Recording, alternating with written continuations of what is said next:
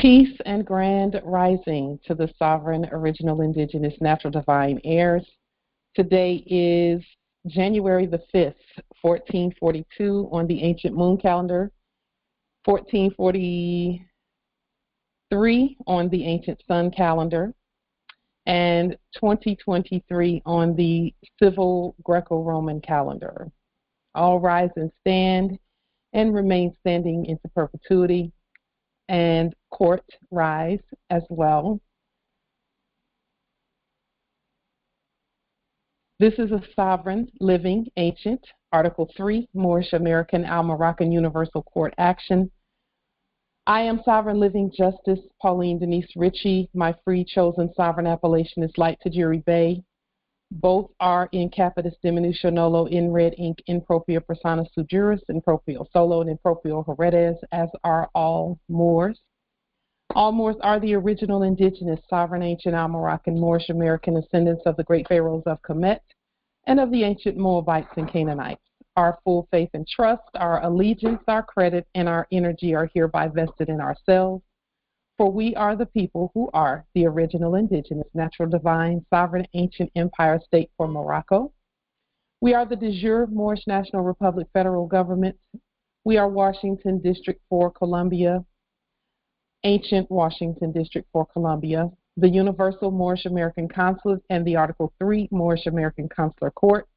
Today, we are executing and exercising the law by our sovereign capacity, which is the original indigenous, natural, divine, sovereign, ancient, Article 3, living United States District for Columbia Court, and we are the sovereign fiduciaries, secured creditors, executors, trustees, ministers, possessors, and beneficiaries in this cause for action. We are peace.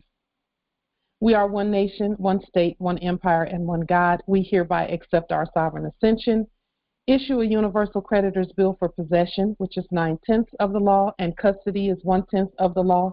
And because we are the law, we are both, against all judgment debtors, and exercise all sovereign rights at this time and at all points in time, not pro-tonk.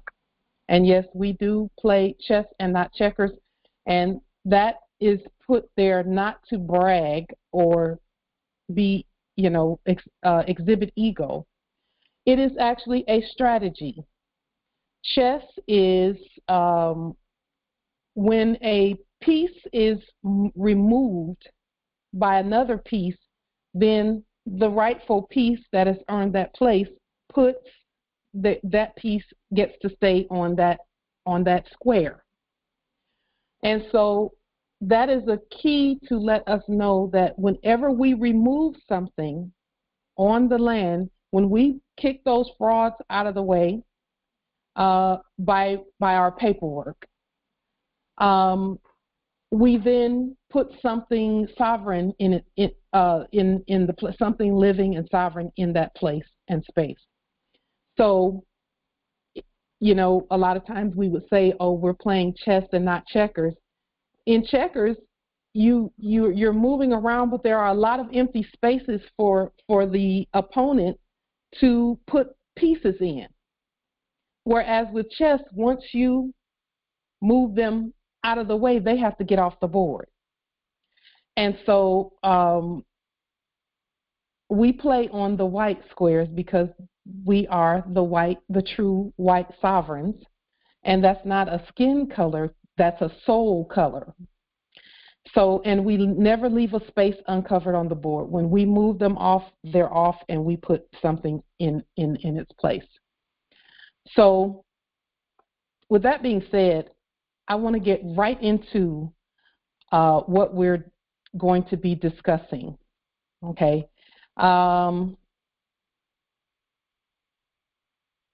Okay, the meeting is unlocked for those wanting to come in. So my question for this sovereign judiciary is nationality mentioned in the Constitution? Okay, that is the question.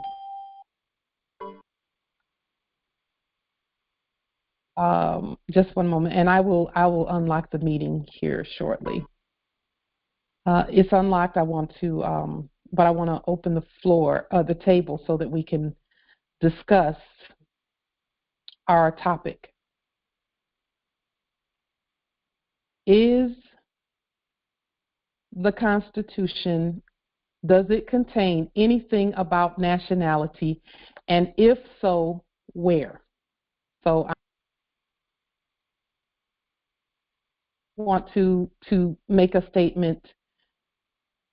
You can go ahead and *6 if you know the answer. Islam. Islam, Empress. This is Natali from California. So speak up just a little bit, Empress, so we can hear you. Okay. This is Chatali by Zilpha L from California.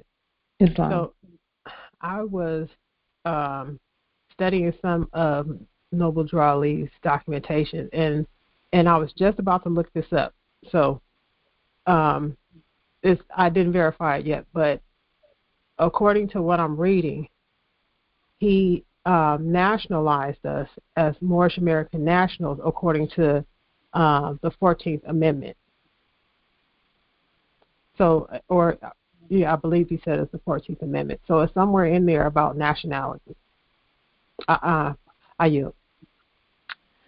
Islam. So we are not 14th Amendment citizens, and I know that you know that, Empress Chatali. I just want to expand on that just a little bit. So the first through the 10th Amendments are the ones that were ratified by the Congress, and then anything after that was ratified by states or by individual states, okay, or the state. So does anyone else want to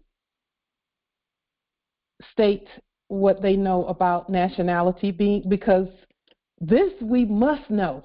We have to know this about where is nationality mentioned in the Constitution. The 13th Amendment did state that your mortgage with PHH Mortgage Company is mentioned, Polly. Shall not be that the descendants of Africans shall not be citizens. It does state that.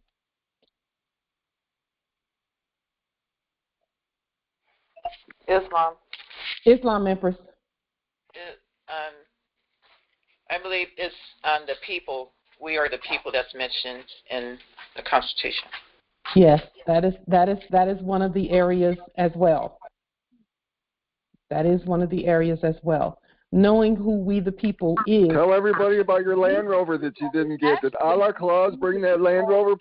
We the people is actually according to who authors the Constitution. And we know that we wrote it. And then what did we do? We actually put the Constitution back on the public record again. And what we're doing now is taking a really good look at that. Empress Aisha, were you making a statement? Yes, I was reading some information the other day where that we were nationalized like under the 14th Amendment, but it was our straw man in order for us to be able to use the trust. It wasn't us, the people, it was a straw man, so that I guess they could get money off of us, and we didn't know they were getting it. I heard that on a blog, too, and I don't remember at the moment exactly which one it was. So that is with clarification, we can look at the 14th Amendment, but only as written by the Moors. We don't accept the 14th Amendment as written by foreigners. Okay. But they were using that. When we were in our sleep, they were. So Empress Chatali, Empress Aisha, that is one of the places where denationalization did occur. And so what we have to do is ensure that when we look at that, we rewrite it and put it in its proper, because the Constitution that we've been looking at is a debtor instrument. It's not a creditor instrument. And our anything that has to do with all capitalized names is supposed to bring capital in, not take capital out. Okay. So, yes, Islam, Empress. Thank you for that. Empress. I'm sorry. Thank you. Uh-huh. So, Islam, if I might, to overstand, to take away something, that means something had to have been there previously. So because the 14th Amendment took away the nationality by their words on paper, that meant we had a nationality for them to, quote unquote, on paper, take away. So I'm just with 7 and 7 being 14, I would say the 7th Amendment was the one where it nationalized us. And can you state that amendment, the 7th Amendment? Just give me a moment, please. And explain what you mean there. Well, I was mostly going on numerology, to be honest. Okay. So, anyone else? Yes. Thank you. It says, if I may, just to read it.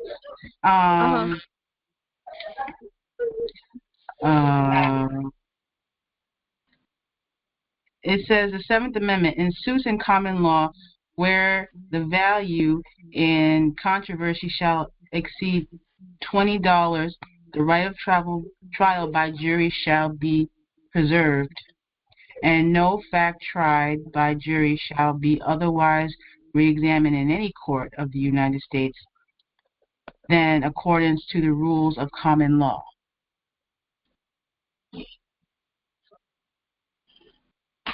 So that's what it says. Okay. So that is absolutely going to have to be edited. We have the right to edit our Constitution for our state. And so as I've been, we started it last week with the votes that we took regarding the 3 changes to the Constitution where debt and credit are concerned. So thank you for that, Empress. I want to, as I give the what we were looking at with regard to nationality and the Constitution, I do want to thank Noble Justice Kansu from the United Kingdom territory for his bringing this to our attention. And actually, we looked at it previously, but I wanted to, but he sent me something today, and it fit right in with what we've been talking about these last few weeks regarding nationalizing and all that we discussed. And when he sent me what he sent me today, and I want to thank all the Moors who send me things via WhatsApp and email and all social media, because it assists us in affirming what we've been stating and what we know on the inside. It puts words to it. So nationality, in our sleep we couldn't see nationality written in the Constitution because we were looking in a funny mirror and seeing pure, unrecognizable incompetence with regard to the way that the Constitution is written. It is the one that we have been looking at in black ink, written by others. Every word spoken by that we need to take closer looks at it because it was a debtor instrument. It was tailored to the dead. Every dead word written or spoken by foreign corporations is backwards and incompetent. Knowing this, we look for signs of nationality or, and in this case, denationalization by way of the word person, which is done by the fraudulent use of capital letters or words spoken by a foreign corpse. Okay, so now with regard to just one moment, with regard to the use of the word person in that document, every time they use the word person in the Constitution, there was an attempt to denationalize and switch places and subrogate and take the credits that are due to the heirs. So the answer to the question, another answer to the question, let me say that because the other answers are correct as well, is the Fifth Amendment. And Justice Kansu sent something so profound that I'm actually going to quote what the definition for denationalization that he sent, because it's very profound. Justice Kansu, and I want to thank you for that specifically. So the Fifth Amendment says, it doesn't say this is what they wrote. No person shall be held to answer for a capital or otherwise infamous crime.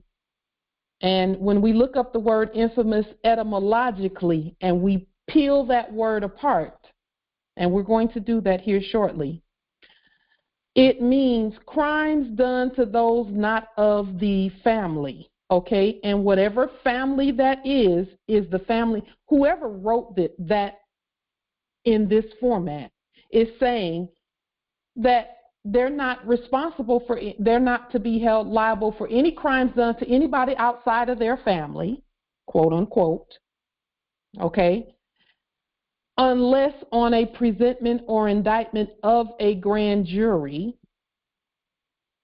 And when was the last time you heard anything about a grand jury from the corpses?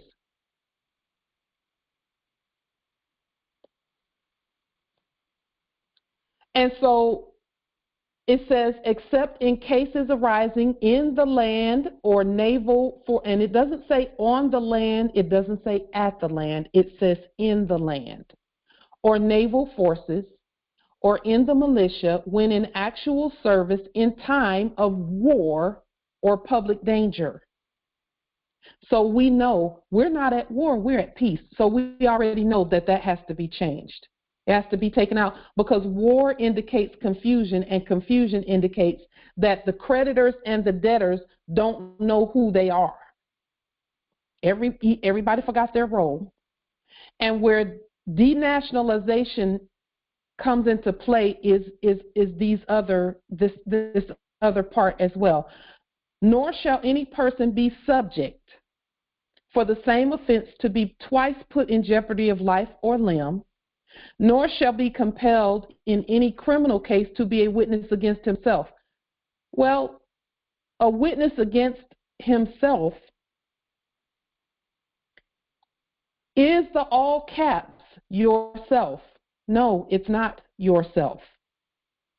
The all caps is your property when written by you. So if someone else puts their person in there in a criminal case and says there's a criminal case, and they point to a sovereign living heir, all they're saying is be a witness against the self that they created, not yours. So when you create your own, you won't be a witness against yourself. But if you take their all caps, they get to say, okay, and you start speaking for their all caps, then you're not in alignment with the Constitution that says that you can't be a witness against yourself. If you answer for their dead corpse, then they start saying, okay, this one is out of order, out of line. Nor be deprived of life. Life. Who are the living? So again, when you start answering for a corpse, there is deprivation of life there.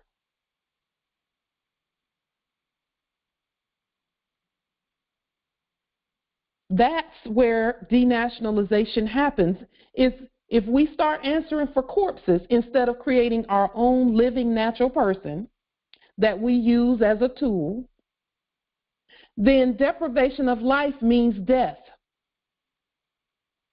and debt and war, because we can't be dead, we're the living. We can't be war, we're peace. Islam, if I may. Yes. I just see right now, clear to me, the biblioheliotext connection with this Fifth Amendment, because it says no person shall be held to answer for a capital being corporate fiction. And then when it reads in Job chapter 32, 21 and 22, let no man accept another man's person. There it is. It's the same. It is the same. The exact same. So when we answer, previously when we answered for corpses, think that's something not written by us. We were denationalizing ourselves, because see, nobody else can do that, because it doesn't matter what they write on their paper. If we don't accept their paper, any of it, don't accept any of it, none. And then what do? We look at the papers and we reconstruct them. Then it becomes actual for us. So, for example, those that are on, for example, VA or disability, or even those who are working jobs, you need to reconstruct the documents by which that job was obtained. And when you reconstruct it, you're going to have to take the war language out of there and the debt out of there, so that you don't denationalize yourself. I also want to thank Empress Rosetta for sending information about the E-Verify piece that people use when they're getting quote-unquote government jobs. Because we did a study on that E-Verify thing probably about 2 years ago. Because I started looking at, and Moors were asking, how do we do jobs? How does that work? We looked at that E-Verify form, and the things that are on there, we've actually got to reconstruct that whole process. Needs to be reconstructed, so that there's no denationalization written in like this. War means confusion. The Moors we're not confused. We know exactly who we are. But someone has to pay for the war, whereas you don't have to pay for peace. So again, no person shall be held to answer for a capital. When it says to answer for a capital, it's saying talking for a capital, speaking for a capital. That's denationalization right there. So we have to rewrite this, and then we haven't even gotten down to the really the nitty-gritty of this piece right here. It says here, nor be deprived of life, liberty. Well, who has liberty on the land? The Moors. Property. Slaves cannot own property. So answering for a capital is stating that you're a slave. When you answer for one, there's a difference between creating one and telling it what to do and giving it commands, like we do with our all caps that we created, our natural person. We tell that what to do. We don't answer for it, because who has the authority to question us? No one. We question each other, because just in the congressional duties. But other than that, no foreign matter has the authority to question the Moors. And yet you still haven't been able to possess anything. Okay.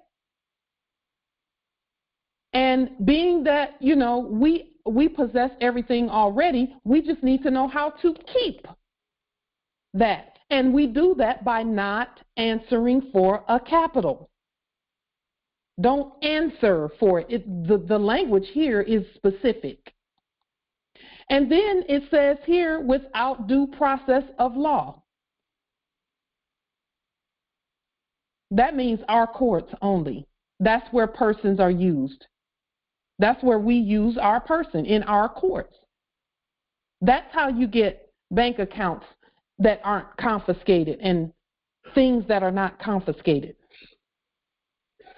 And conveyances and things like that that are not taken. That's how you do it. Then it says here, nor shall private property be taken for public use without just compensation. This is backwards. It's backwards.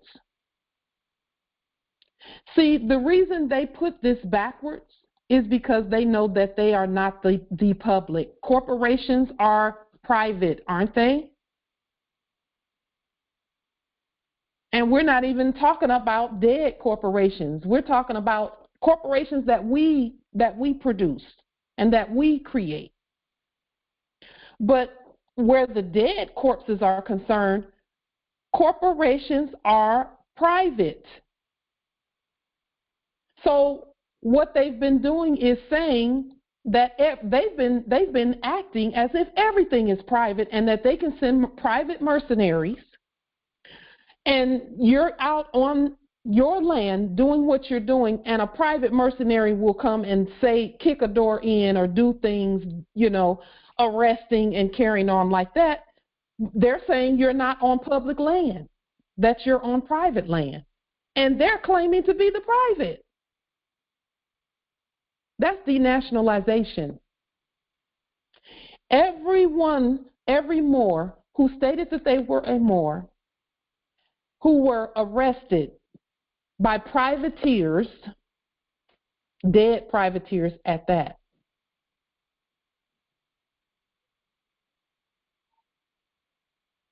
The denationalization came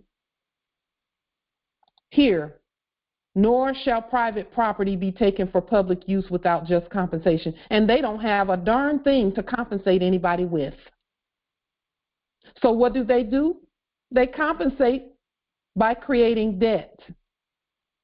They compensate themselves by creating debt and trying to put that debt off on us. But they can't put it off on us. They can only put it off on their person that they created, or made rather. So denationalization comes right here in this statement, as well as this one right here. No person shall be held to answer for a capital. That's denationalization. When we answer for a capital that we did not create, and we can't even answer for the capitals that we do create, we just tell them what to do. That's denationalization. And no one can do that but us, because who's answering? Who's answering?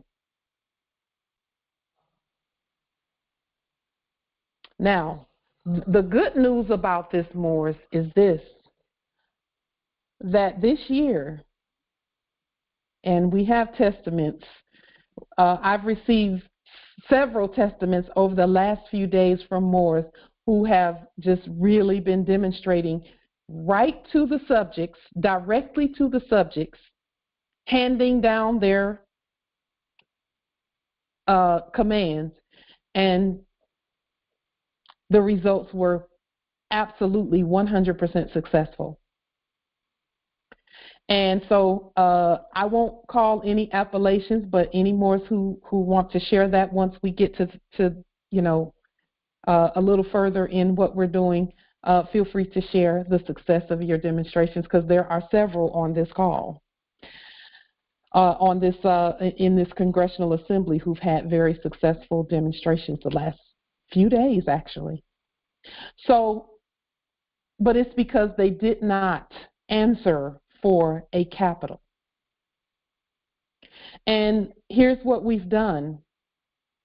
We have stated that we are the heirs to all letters, capital or otherwise, numbers, sounds, symbols, signs, sigils, earth, wind, fire, water, the whole nine.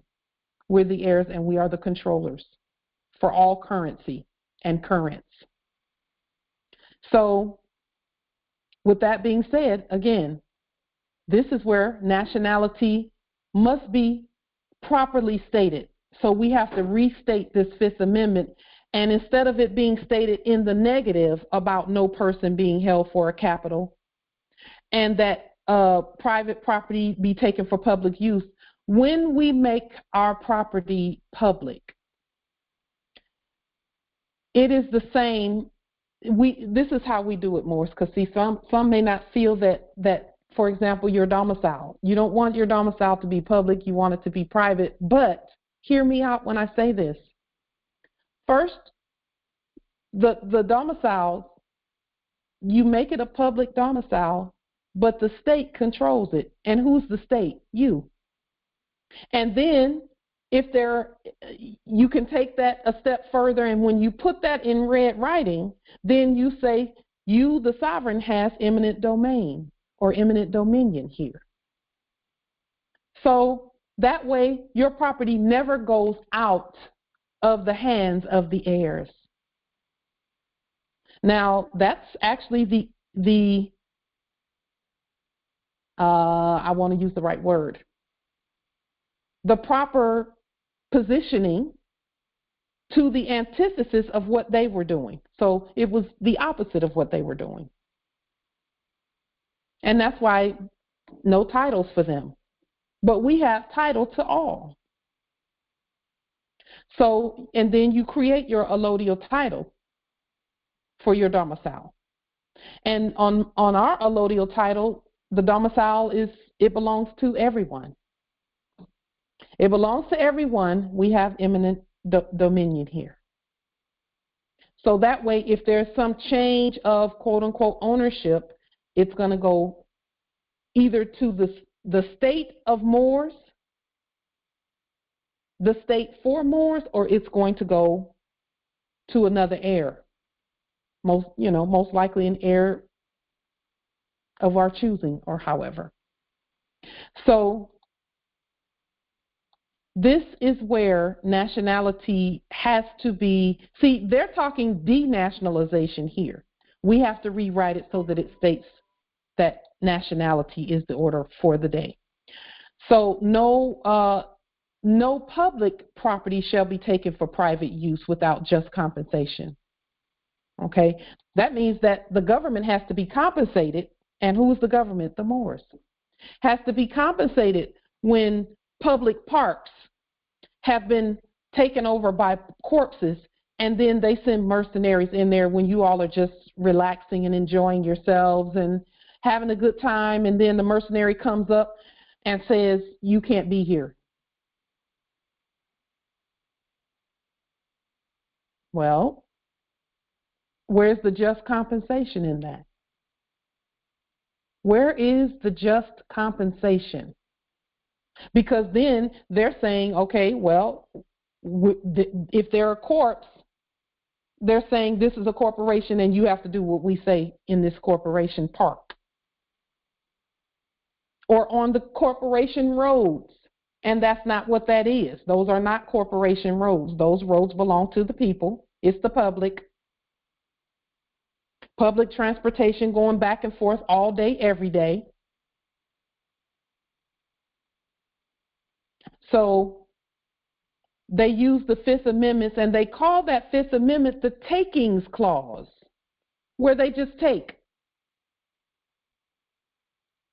And we cannot allow that. And the beauty of the difference between public and private is there's a third category that was left out because the Moors were asleep. That third category is the sovereigns. They're sovereign at the top, then the people, the public, And those are very, very close there. And then the private. Because private is actually the lowest rank in the military. Look it up. A private is the lowest ranking member of the military. And whose military are we in? And not in. Whose military are we? We're the peacekeepers. Period. So when Moors rebut the fraudulent capitalization by foreign corporations and bear their own peaceful arms called persons, the right to bear arms is about persons. We're going to prove that because some still think that we need guns. I want to put a little more light on that too, because they're not necessary when Moors are in their rightful place and doing what they do. So we have the right to bear arms called persons. On the Article 3 dockets and records, we are rebutting denationalization. And again, no one can denationalize you in your own court. So any court that we go into, and we're not going into, we're showing up as the court. We are appearing as the court. Just do your court statement. This is an Article 3 court because I'm here. Because we the people are here.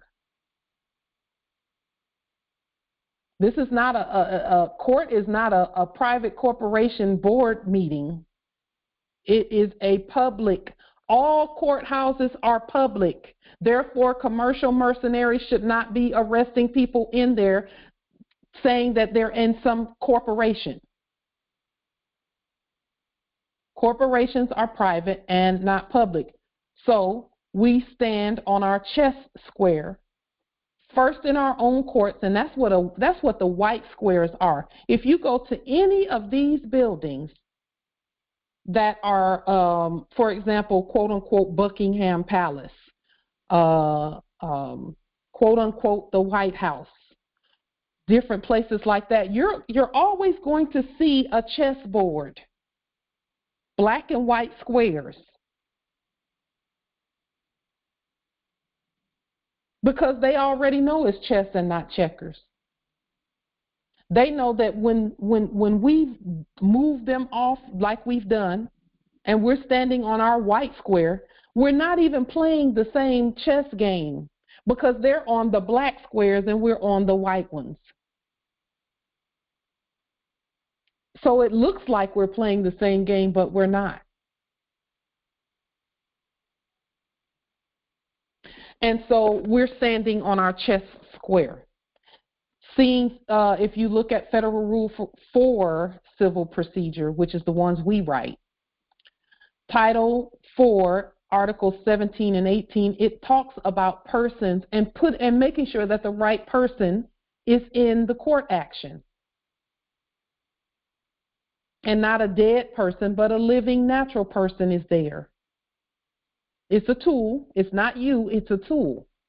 And that's why special appearances by documentation is so important. Because you're sending your person, you as fiduciary is sending your person to wherever you want to send them, whatever court you're sending them to, making that court your own, and then ensuring that you speak as fiduciary for that minor person and ensure that that person, that natural person, that the benefits that you sent that word out to get, it returns not void. But it accomplishes all that you send her or him out to do. Because even our natural person has a male or female energy. Or not male or female, but male and female energy. So we are, anything in all capital letters is private, not public, whether it's living or dead. Okay? And the dead, we don't even acknowledge that. We just reconstitute, reform Reconstruct. We are the living people who are the national government, the only government. There is no government that's not the national government. And when I say no government, I'm talking Moors. This government is the public. We work for the public, and we provide public works that may have the appearance of services, but are actually provided by right for the people. Bus service is not a service, it's a work, and it never was a service. Police work is work, it's not services. We're going to prove that.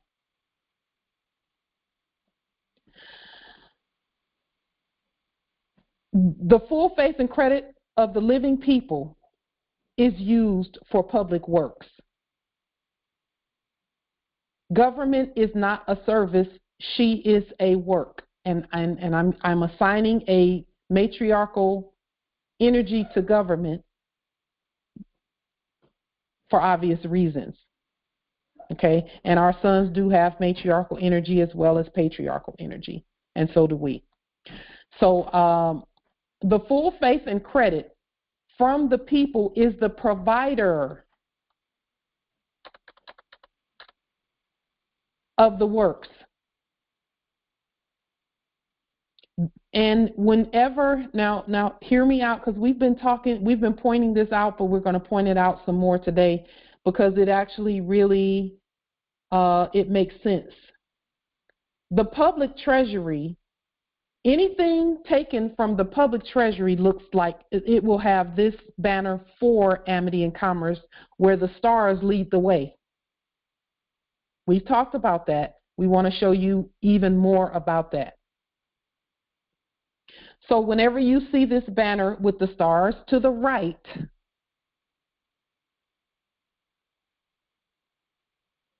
then whatever it is being the full faith and credit from the creditors what paid for that. Okay? So now, with regard to the word in this constitutional, this is a hypothecation of it, this word infamous, we said we were going to talk about that for just a moment. So when the foreigners would shoot someone that they called black, they were stating or saying that, okay, we don't, fake policy enforcers don't have to be held to answer for that, because that was called an infamous crime. Crimes done to those not of their foreign family. Okay? Unless on a presentment or indictment of a grand jury, and we're the grand jury. Therefore, no one was held accountable properly. So again, denationalization, all in here, telling the Moors what needs to be done. So this word infamous, we are not in the family of the dead. Regarding the word infamous, it says here, in means not, fam means, it is the root word of the word family or familiar or familial. It means related or kin. And then OUS means us or we or our, not in the family of us. Okay? So when you see this word, that means that I'm saying they, but they're not really doing anything. This is all about us.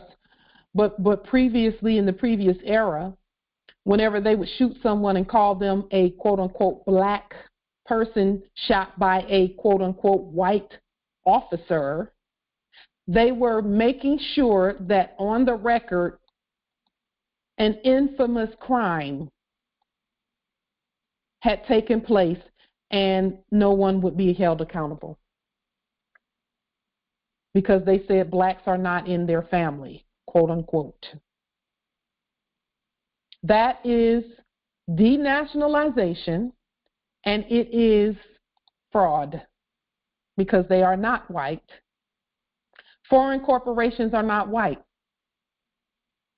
They're black. Until we say otherwise.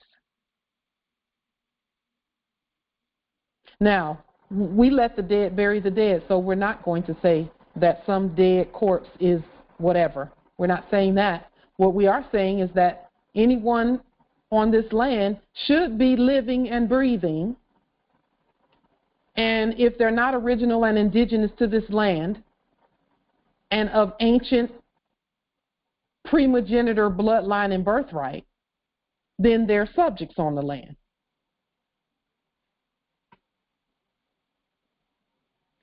Regarding foreign corporations, we are not persons, first and foremost. We own persons. We tell our person that we created, we tell it what to do. We are not their dead person ever, because they are foreign and dead, and we are not foreign or dead on our own land. And this is what Justice Kansu sent today that just really hit home and brought this whole thing home in terms of denationalization. He sent this definition that he received from a Webster's 1951 dictionary. Hopefully I'm stating that correctly, Justice Kansu. Yes, Empress Shasha put in the chat, family, servants of a household.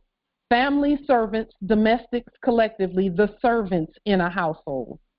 And that's where they get all of that house of the Lord stuff from. House of the Lord. That's them.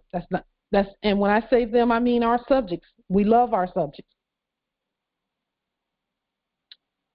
They're the household, family, servants, domestics, and the servants of the household, members of the household, the estate, the property, the household, including relatives and servants. Relatives and servants. Look that word up because it doesn't mean kin. Relatives. Abstract noun formed from famulus, servant or slave, which is of, and whenever they say unknown origin, that just means that it's from way back in the day. Whenever we said something about a family, we told them that they have to be husband and wife on this land, and they have to have a family, and they have to have family values. That's what we told them. That if you're going to be on the land, you can't be running around making babies everywhere, servants, because you can't afford them. Okay? Don't make a whole bunch of babies and all of that, and and then still being someone that you're not. Okay? So that's what family is. In the Biblios, when they talk about marriage, because we don't do marriage, we do matrimony. And we don't even necessarily have to do matrimony if we choose not to do matrimony, because sovereigns can do whatever they want. But in that whole marriage thing, that's a hypothecation of matrimony. Okay? So, and again, we're not against marriage. We're not against any of that. We're not against any of that. We just have to point the facts out. It says economics, denationalization here on the screen. Economics, to return or transfer an industry or a business or any other effort or energy from the public to private ownership. That's denationalization. And again, private ownership is almost the opposite of sovereign ownership. It's almost. But again, look up the word private. Now, are we saying that those who have created private trusts have to change it? No, we're not saying that. We're just pointing out some things. We're just pointing out some things. So, and please look up the word private in a older dictionary. To remove an industry or the like from government ownership or control. To transfer an industry, for example, from governmental to private ownership, that's denationalization. So then when we talked about nationalizing all of our wealth, the oil, the gold, the silver, taking it from corpse control to governmental control, because we're the government, that's nationalizing the industries, the gold, the land, putting things back into the hands of the people. That's what nationalization is. Denationalization, where sociology is concerned, is to deprive an individual, a people, an institution, etc., of national character or nationality, to deprive of national status, national rights, attachments, or characteristics, to divest of national character of rights. This just really made a whole lot that we were already looking at and that we've been talking about. It just brought it to life even more. Okay? So to nationalize all the land means all the land is public. And then the sovereigns come in and say, okay, let's put some protocols in place so that the heirs can do as they will on their land. Have their domiciles and their conveyances and all of these things.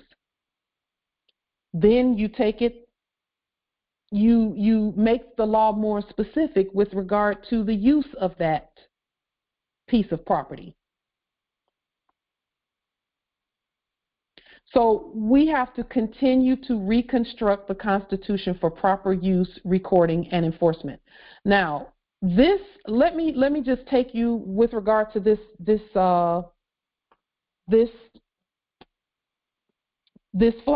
banner.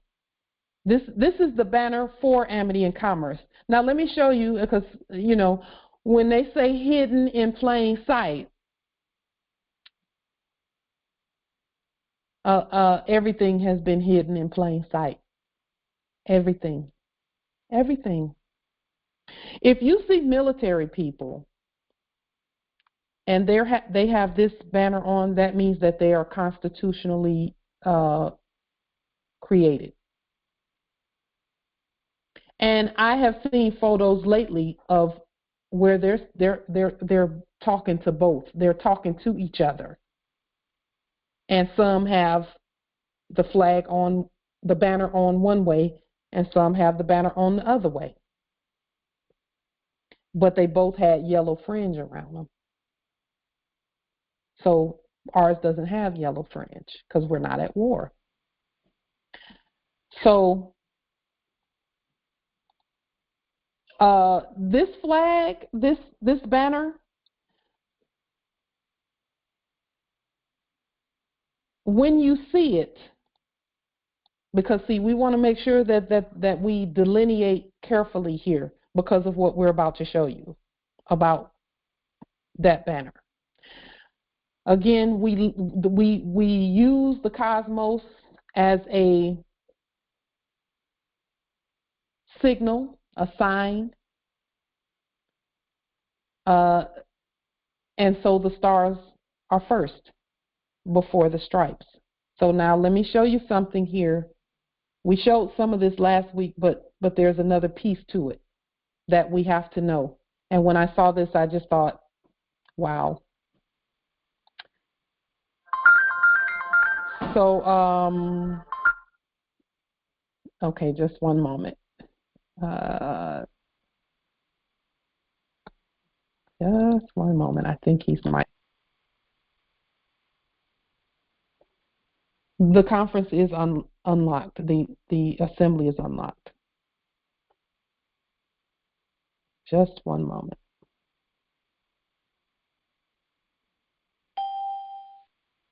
There it is. Okay. Islam. I got you. Thank you. And I'm just sitting here talking about the piece that you sent me, Justice Kansu.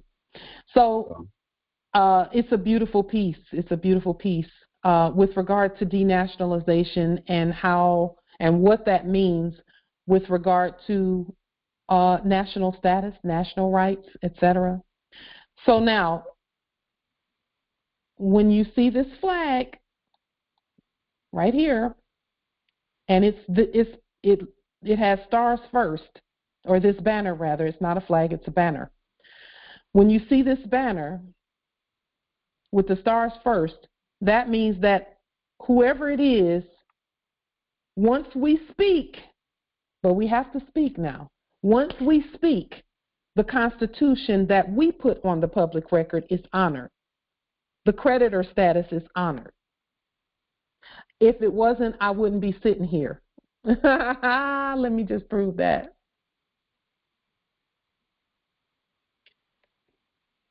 Now remember,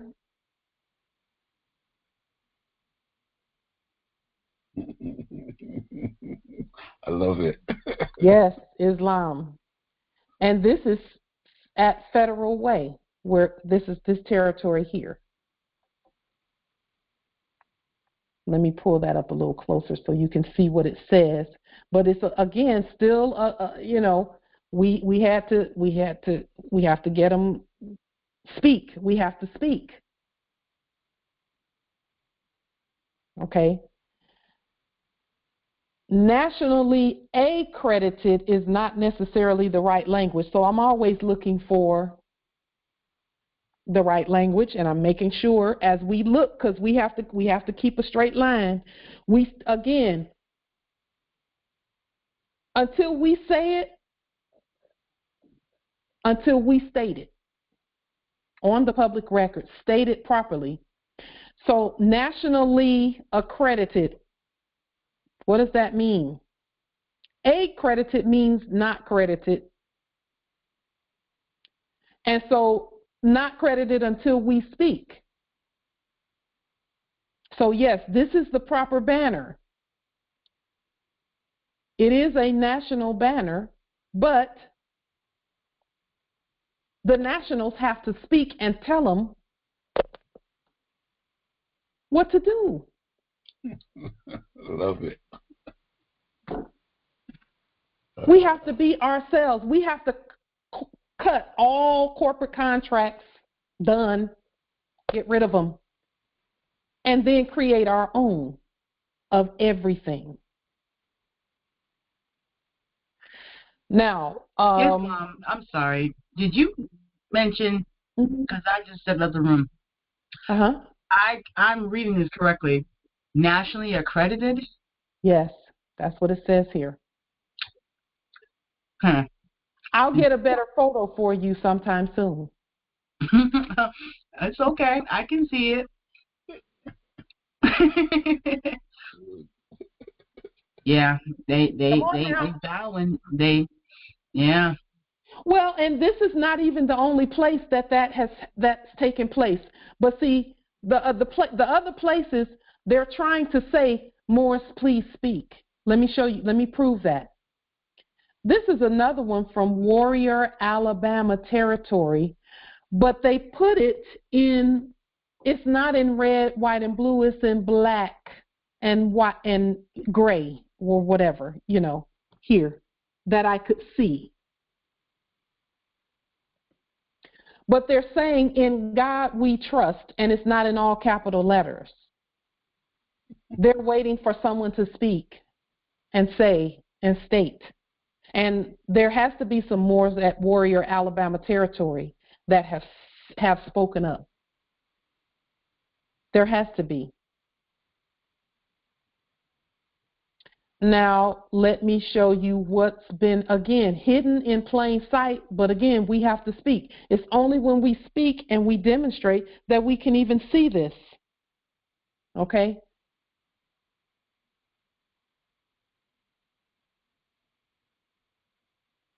they're letting people know.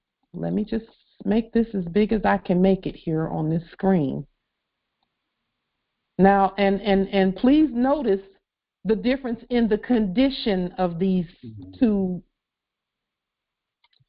Islam, the one on the left looks like a newer model. Of course. And the one on the right is like an older version model.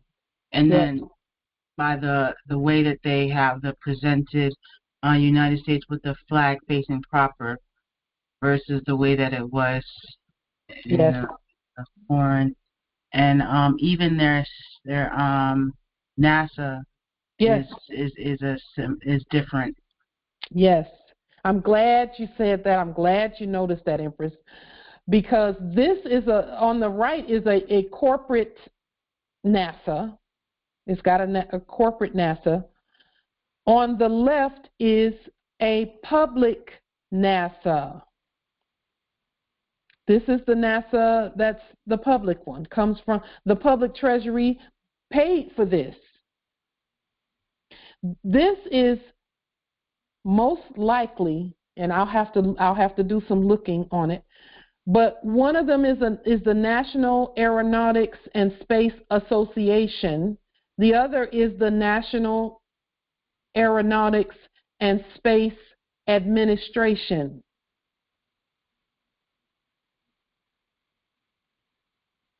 See?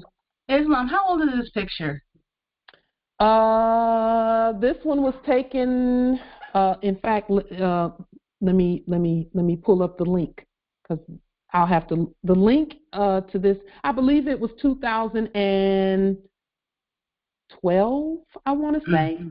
Wow, because I remember you had mentioned that when we did our paperwork as far as trademark and copyright, even that before then, when they've done their switcheroos, changing corporations and changing things like that, they just changed a slight, like an image slightly, just to throw people off, but to make them feel like it was the same, but really in truth it wasn't.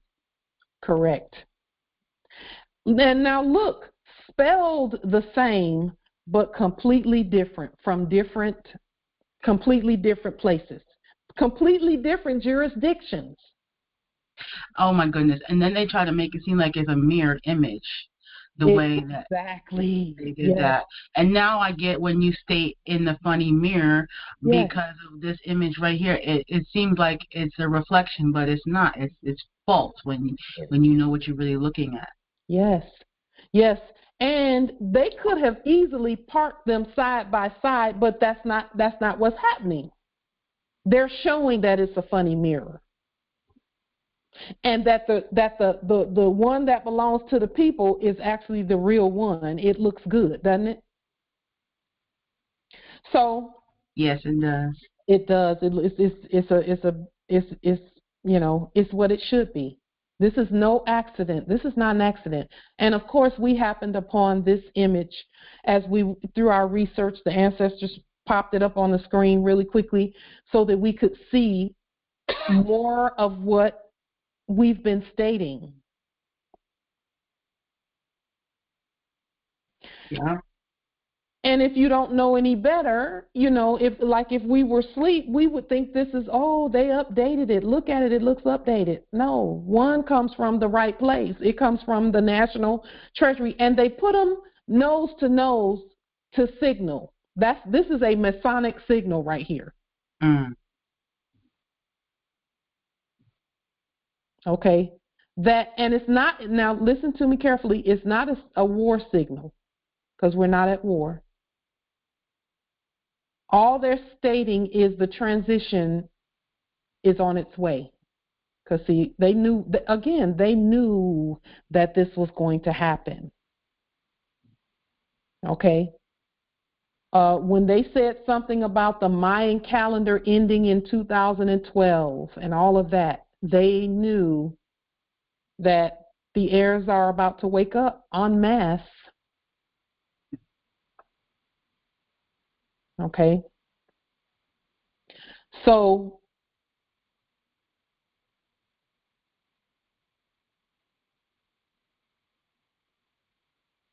in looking at this, Moors state who they are, to me this was it was confusing when I saw it at first, because I'm thinking, okay, you're a corpse or a corporation until we say you're not. Well, we stated that they are subject to the Moors. We stated that already. We sent the corpse piece away because, again, they're not police when they're in corpse status, dead corpse status. But we have corporations that we have in our national territories that work for us. They work for us. They're not serving. It's not a servant situation. And when I say it's not a servant, there's a difference between a servant and a subject. Servants, a servant is worthy of his hire. Okay, I didn't hire them. They work for the people. And when they work for the people, their paycheck comes from the treasury. Okay, the treasury. Servant and slave does mean that as well, but only when we put it in its proper place. Okay? When we use the word slave, it doesn't even mean the same thing. It doesn't mean the same thing. So when we talk about servants and subjects, it's from a place of protection. They're protected as servants and subjects of the Moors. There's protection in that for them.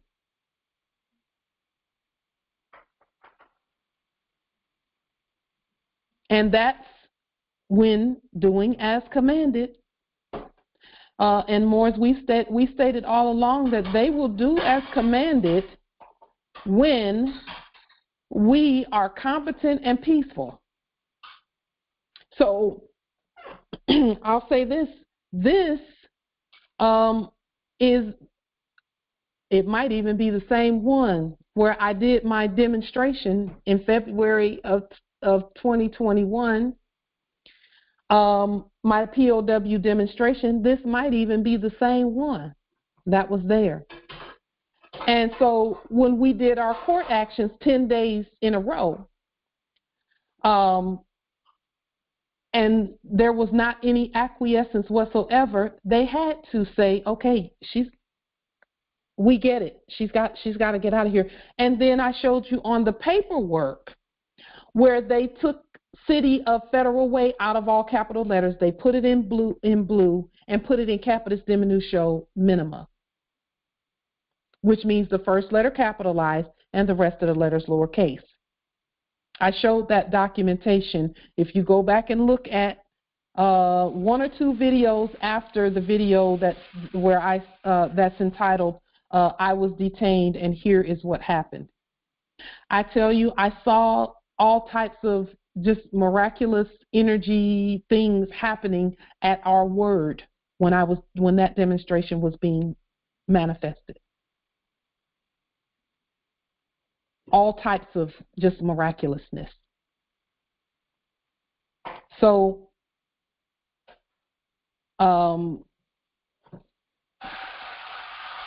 just one moment. Hold on for just a moment.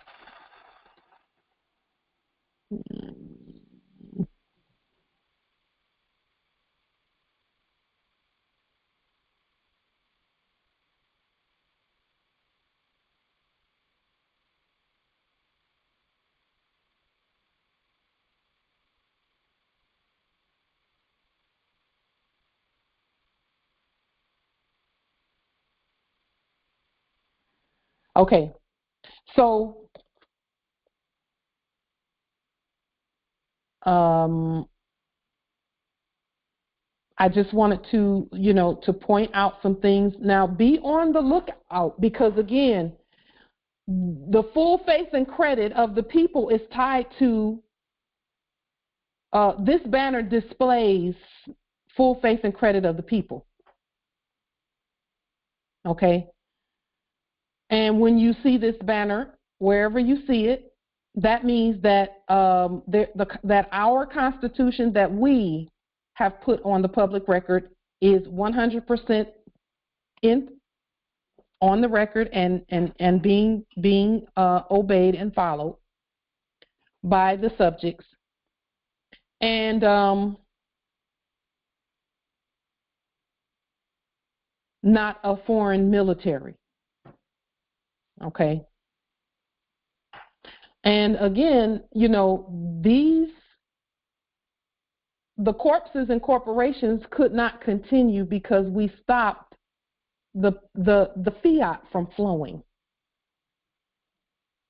We had to do that. We had to slap lien. I've done 3 or 4 liens, you know, stating different things with regard to this territory. Okay. So with that being stated, the piece about paying on entry, we're going to address that. We're going to address that because that should not be, and we addressed it actually a couple of years back with regard to bus works, public transportation. So with that being stated, let's go on to, are there any other questions or comments about the public treasury? Questions, comments, wisdom?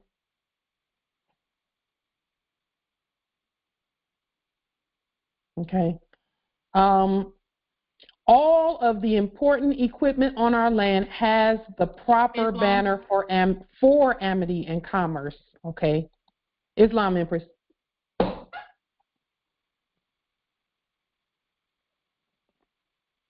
Islam, Empress.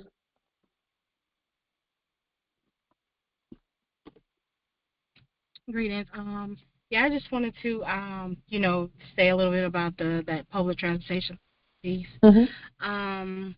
I was without my vehicle for a while, and I got on the bus, and I'm like, okay, well, I know there's a part of the monetary system that I need to be getting away from, and of course, I didn't even have any cash, right? So I'm like, okay, well, let me remember because I remember a piece about this particular the transit system. And so years ago, me and someone would get on the bus and they would say, we're taking the courtesy pass. And we would just go sit down. So I never kind of knew what that was. I just knew that they weren't paying for both of us to ride the bus. So here in Alaska Territory, I was like, okay, well, let me just try that, you know. And so I got on the bus, and I'm like, you know, I'm taking a courtesy ride, and I just went to go sit down. And so they was like, okay, and they pressed the button. Mm-hmm. One time I got on the bus, and it was a sleeping Moor, and he stated, if you don't have the fare, you can't ride. And I was like, that's incorrect, because you're able to allow me to ride this public works, you know, for nothing, you know. And so he was like, what are you saying? And I said, I'm asking for a courtesy ride, so I'm going to go sit down. And he looked at me, and his face scrunched up so bad, like he had smelled something so foul. And I said, you know, peace and grand rising. And I just went to go sit down. And so he called, you know, as if like he didn't know, but he's a bus driver, so he's supposed to know this stuff. And he asked me to come back up to the front, and he was like, how do you know you're not supposed to ride the bus? And I'm like, because it's a public works. If it's for the public, you know, saying are not paying for, you know, a free service. And so by the time I got off the bus, you know, he was coming to a stop where they rest, and he was like, you know, don't keep thinking that you're going to be able to do whatever you want. And I said, well, I'm an indigenous Moor, and I can do whatever I want as long as I'm in trust. And he saw me again, like at one of the stores, and he was asking me some questions, and I'm like, you know, I'm appreciative because like now you're able to still learn while you asleep, you know. So I just wanted to chime in on Beautiful, Empress. That's a great demonstration. You know, all we have to do is state that the full faith and credit of the people is what pays his salary. Those credits that they get in their bank accounts every month comes from the full faith and credit of the people, the public. That's everybody. They don't even collect enough to pay everybody and to maintain the buses and do all of these things. They don't collect enough for that. Okay. Full faith and credit of the people according to the Constitution. Yes. And he is bound by the Constitution because he is holding a public office. Bus driver is a public office. Yep. Great demonstration, Empress. The only reason I think that he may have even said anything back is because you said something to him in the first place. And again, congratulations, great demonstration. You did all the right things. I'm not saying that's wrong. I'm saying you did all the right things. It is what it is. The Constitution is in full force on this land, period. And it's the Constitution we wrote, it's the creditor Constitution, not the debtor one. Because how else would they even be getting paid? Because we already know a bus service can't afford to pay them. They just can't. They don't even if they collected $2 and something, whatever, two Federal Reserve debt notes or whatever from everybody, they still wouldn't be enough because the buses are not usually full. People don't want to ride them because they've been harassed and maligned and all of that. You know. And I won't say people have been harassed and maligned. We just needed to stand up and state properly where the credits are coming from. The credits are coming from the full faith and trust of the people by way of the Constitution. Period. And that's the same thing with NASA and all of that. They're pulling everything that they have from the Treasury. The rightness. And let me point out something about this photo. I meant to point it out before. This photo right here. The reason they have these nose to nose, like as if there's a fight, is because they got the wrong one on this side over here. This is the left. This should be on the left, not on the right. We're the right. And we're the all, really. We're the all. But the stars being first or on the right is actually correct. You know. So they have, you know, these should be not facing each other either. This one should be behind this one. And really going in the opposite direction. In other words, they go exit stage left and we're here. You know. So if they're on the wrong side, which they are in this photo, then it will seem like there's going to be war, you know, but there's no war. We are who we are. Okay? So there's a reason, though. Like everything is symbolic. Everything is symbolic. You know, and I will say this even about this photo. If you look at the photo, there is no one, there's two people, just a few people up close, up front, near the one that has the banner properly displayed. Whereas all these other people, where the banner is improperly displayed, okay, it's actually fraudulent. Look at all these people that's headed in that direction. Islam, because the stage is there. The stage and their podium is there. And that's why it's over there. That's why everyone's on that side. They're They're acting on their stage. Yeah. Yeah. Yeah. And they purposefully have very few, if any, on this look, over here. Who's going to want to look at, the one that's all beat up and worn down? No, you would think people would want to be near the one that looks great, right? But what they're saying is all, what is it? Great is the way that leadeth to destruction, and narrow is the way, and few there be that find it the right way. So, this is all symbolic. All symbolic. With that being stated, we're going to keep demonstrating who we are. Keep demonstrating who we are. Okay?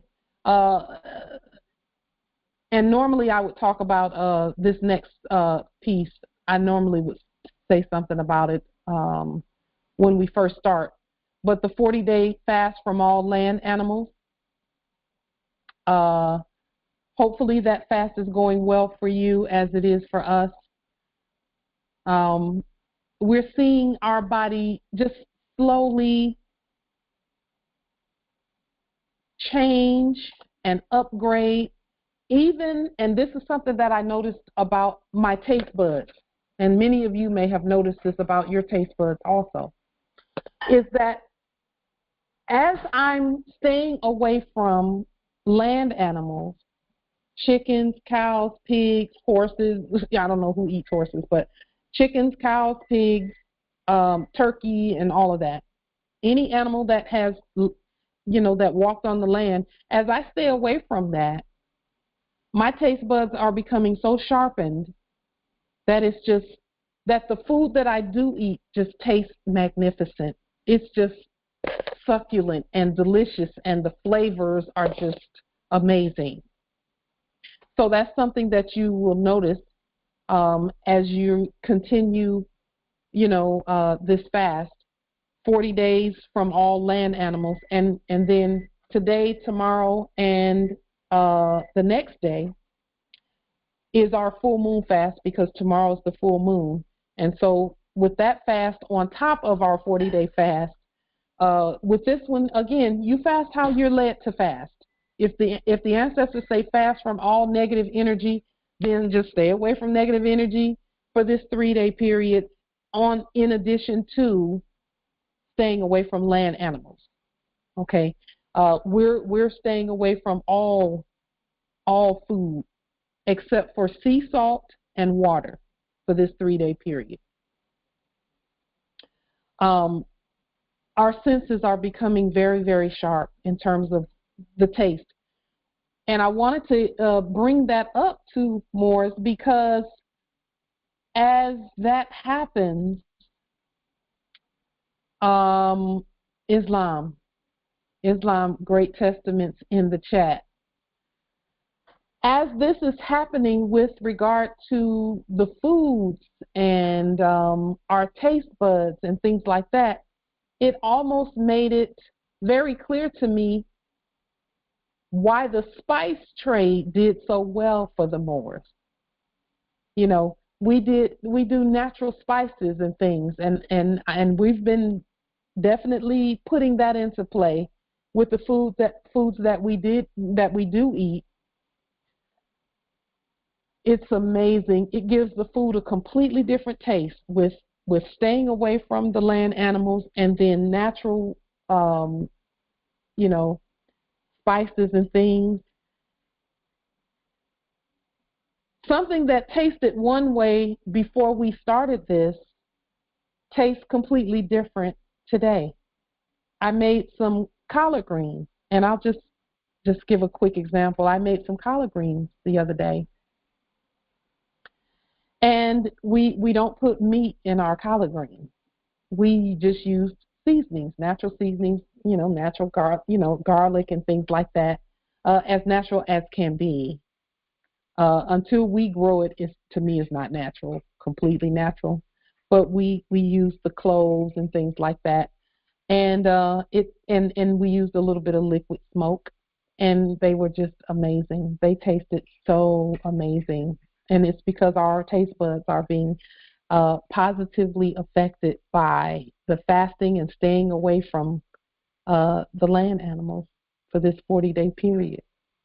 So that's something to consider in what you're doing.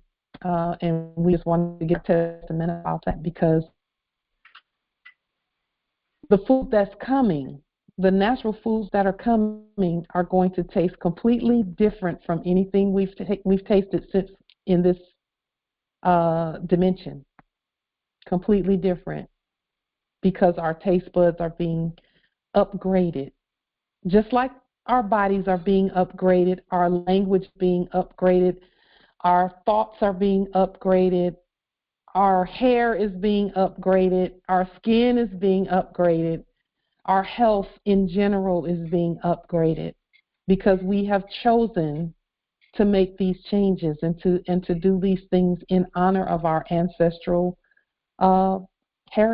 inheritance. So with that being said, our full moon fast again, we generally do water only, because we know that hunger pains is actually thirst. It's not really food related. It's actually related to thirst. And the more water you drink when you have hunger, quote unquote, hunger pains, see, they had everything was backwards and incompetent. Everything was backwards and incompetent. Saying you need 3 meals a day, that's incompetent. That's backwards. Animals might need 3 meals a day, but we don't.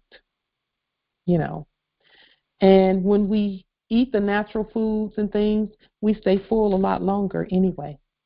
And then drink lots of water. Yeah. Our bodies are responding beautifully. So now, earlier we said we were going to talk about that right to bear arms piece. The right to bear arms. We heard them talking about the war of words. We're now talking about the peace, the peace word. Okay, because it became a war for words, but we're not at war. Not at all. So because we're not at war, we'll take that word and put a strike through it. And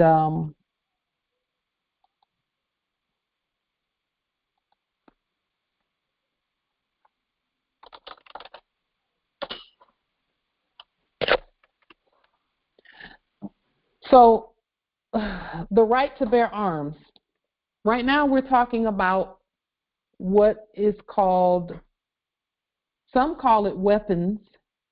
And the Biblio says the weapons of our warfare are not carnal, but mighty through the pulling down of strongholds, etc. That's even backwards. It's backwards. Fonts, missiles, guns, and cannons. Those are actually not what we thought they were. Not what we thought they were.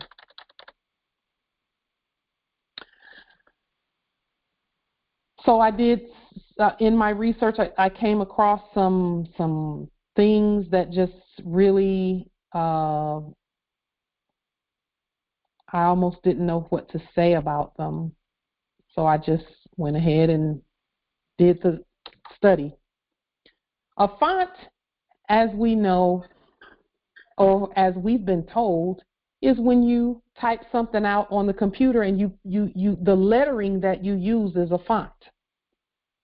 Well, in the Biblios Heliotech, it talks about how the Lord's voice is carried on the water. What we did not know, or what we did not remember in our sleep, is that a font is actually a vessel. And that is how the quote-unquote Vatican has been using it, because we know they're not the Vatican, we're the Vatican. So holy water fonts is a vessel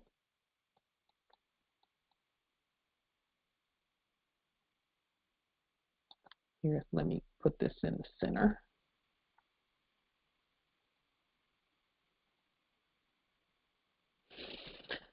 A vessel intended for the use of holy water, and when we say water, think Admiralty law. Can y'all let me back in, please? Think Admiralty law. What's wrong? Okay. Islam, Empress. State again, Empress. I'm sorry, I didn't hear you. I'm trying to get in. Oh, okay. Just one moment. Just a moment.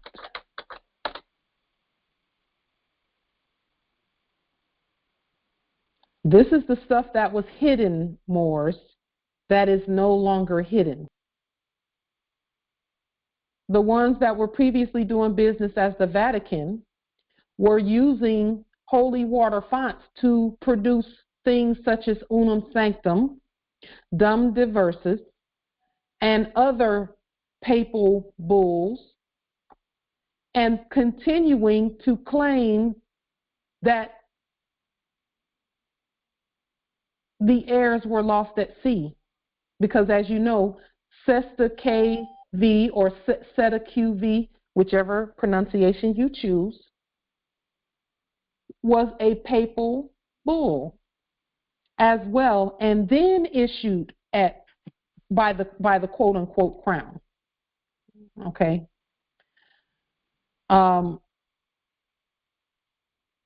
So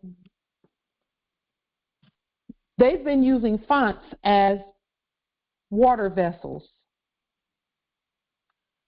Vessels intended for the use of holy water are of very ancient origin, and archaeological testimony compensates to a certain extent for the silence which historical and liturgical documents maintain in their regard.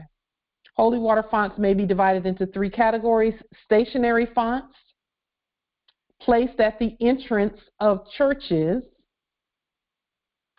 portable fonts, placed for aspersions and sacramental rites; and private fonts, and that's what I said about private, in which holy water is kept in private houses. That's why we said there's not two categories, there's three. There's the sovereign, then the public, then the private.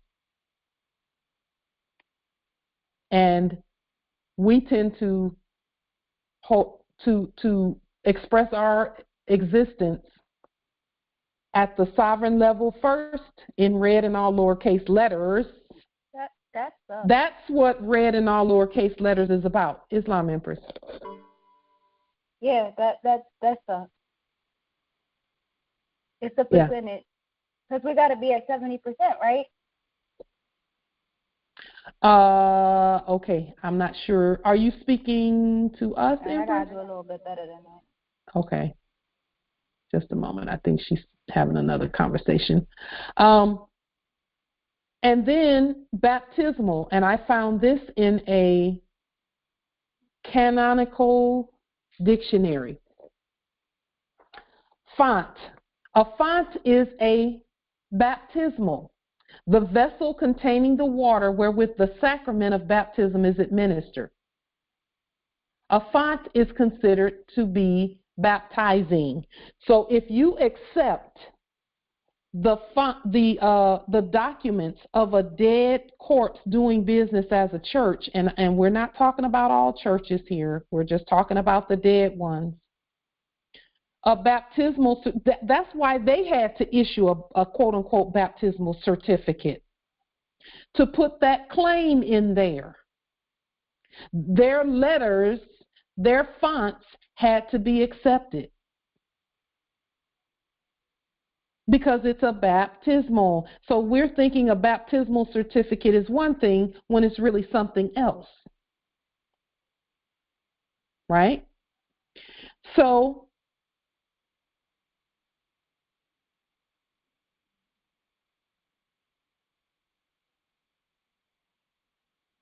as we move into this beautiful era that we're in, that we're at, that we are manifesting,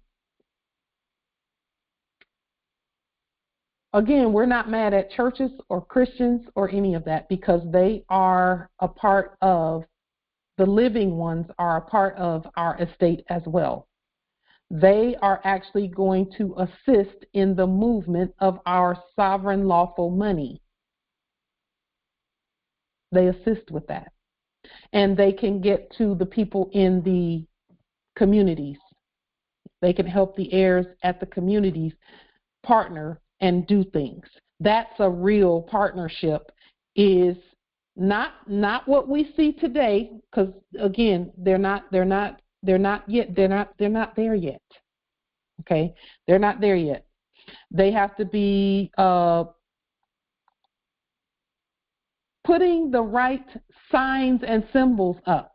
And we talked about having the Moorish God, the face of the Moorish Savior, the Moorish Christ, displayed.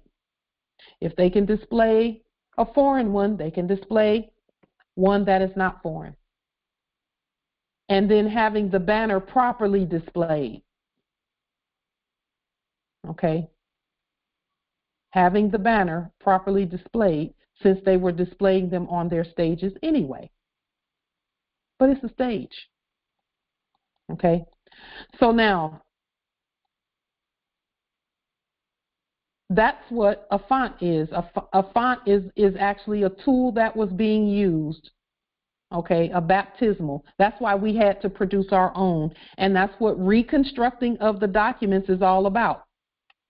Now let's talk about missals. What is a missal? A missal is a book containing the texts used in the Catholic Mass throughout the year. That's what a real missal is. And again, when they say a papal bull, bull is short for bullet or bulla, depending on who's issuing it. Baptize, yes, Empress Shasha, she says in the chat, to administer the rite of baptism to. A tithe envelope issued by corpses is not the same. A tithe envelope issued by corpses is a dead instrument, but it's an attempt to steal, to capitalize. Okay? It says to immerse or dip in water and then turn around and claim you're lost at sea and then steal your estate or give the perception of stealing it, because they can't steal it. It's not going anywhere. It's here. It's eternal. But that was the checkers move that they did. Missals and fonts that are continuing to, previously state that people are lost at sea, the heirs are lost at sea, when we're not. We're right here. But we had to then send out some of our own holy water fonts and our own missals. Catholic just means, in the dictionary, in all lowercase letters, it means universal.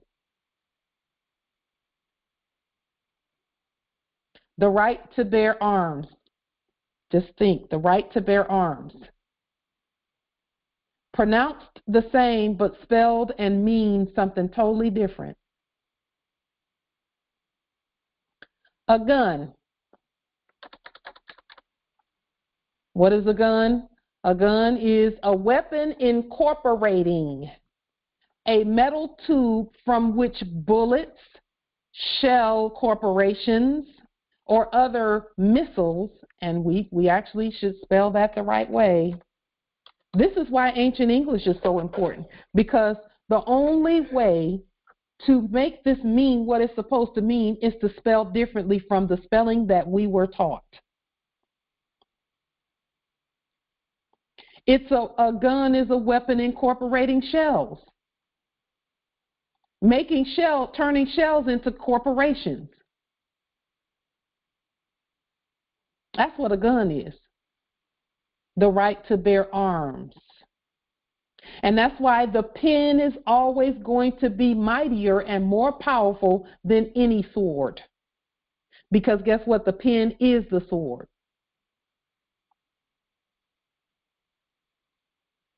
A cannon. What's a cannon? Well, we thought a cannon was what you see there on the screen, but a canon is actually a general law, rule, principle, or criterion by which something is judged. It is judgment day now. Moors, we should be speaking court actions all the time. All the time. A canon, a collection or list of sacred books accepted as genuine. That means they're not genuine, but people accept them as such. For example, a bibliothek written by foreigners.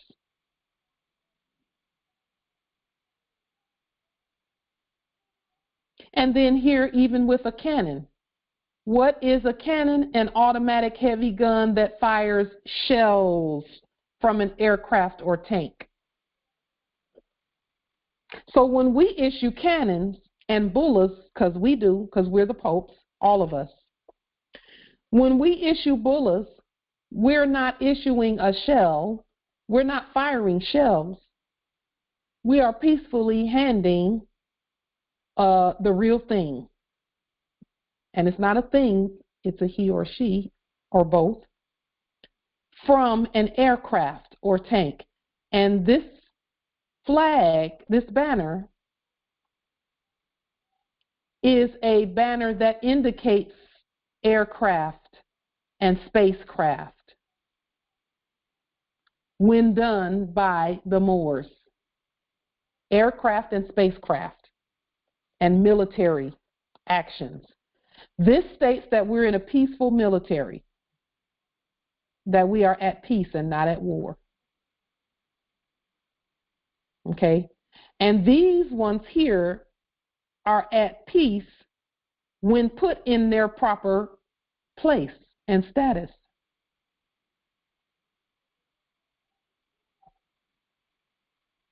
And again, everything that we have gone, that all the tests that we have passed,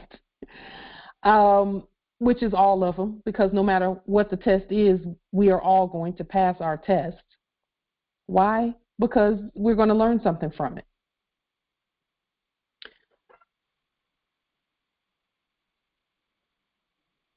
These weapons that we use, fonts, letters, words, proclamations, declarations, etc. When it's done by us, this is proof that we've already won, so we're not at war. These are things that were hidden in plain sight. One last thing I want to point out to you with regard to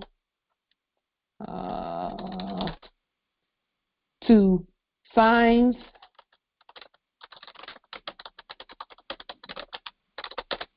symbols, sigils, and all of that. I think I might have hit the wrong button. Oh, no, I didn't. This is right.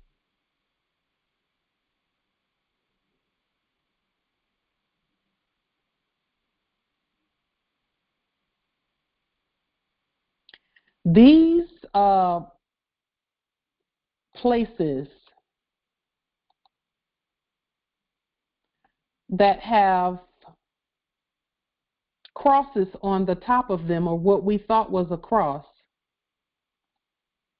we'll just take a look at one of them.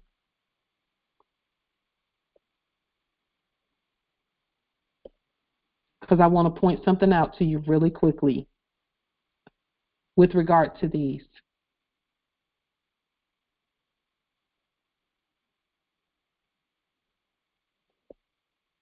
And I just picked a stock photo. We thought that these were crosses, okay? But that's not a cross. It's not a cross. Does anybody know what that is, really? Islam. Islam, Empress. It looked like a key. Is that? It's either a key or a sword. Sword. I was going to say that. Yes, it is. It's either going to be a key or a sword. Keys and swords are the same.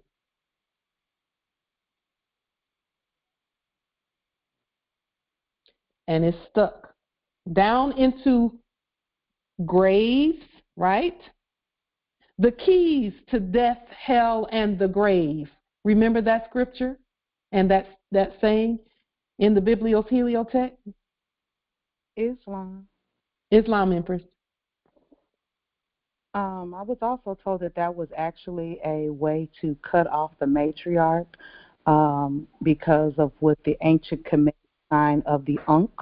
So to cut off the eternal circle on top was a way to cut off the matriarch. When done by foreign war energy, yes. Yes, absolutely. Because think about it, if that's a sword and it's stuck all the way down right in the middle at the front of the door, everybody that walks in there gets cut in half.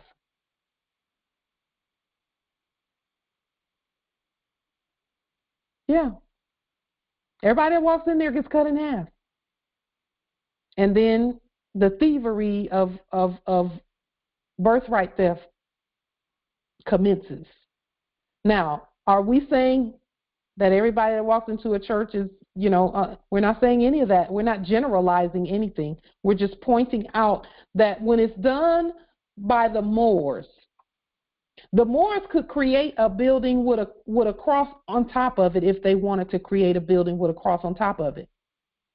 But all that would be saying for us is any Moors who go in there, you're accepting a status that's not your status.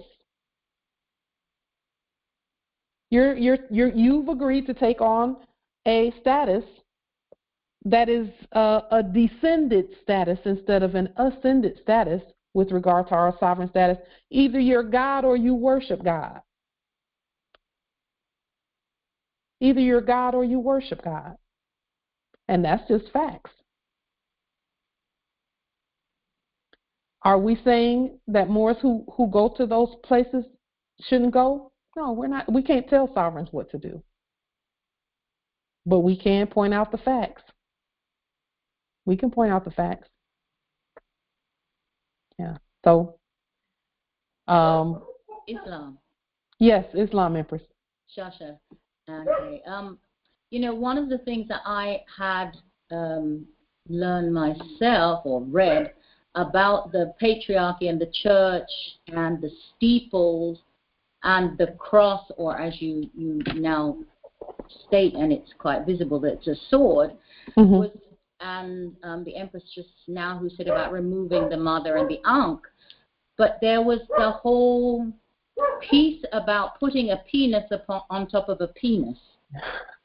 And so, removing the matriarch, of course, but then we have that other corruption on top of, and if you think the about phallic the Catholic shape. Church, the phallic shape. The whole issue with, now it wasn't just the boys, but that was a big piece of it. But it's quite clear, I think, as we're just looking at it as far as the sword and everything else. But I did, in reading some things about the patriarchy and the church, and that was one of the aims, which I think we can even look at today with transgenderism and all of those sorts of things. I mean, it just, at least to me, it's all on that broader scale is becoming so clear, again, hidden in plain sight. But I just wanted to share that.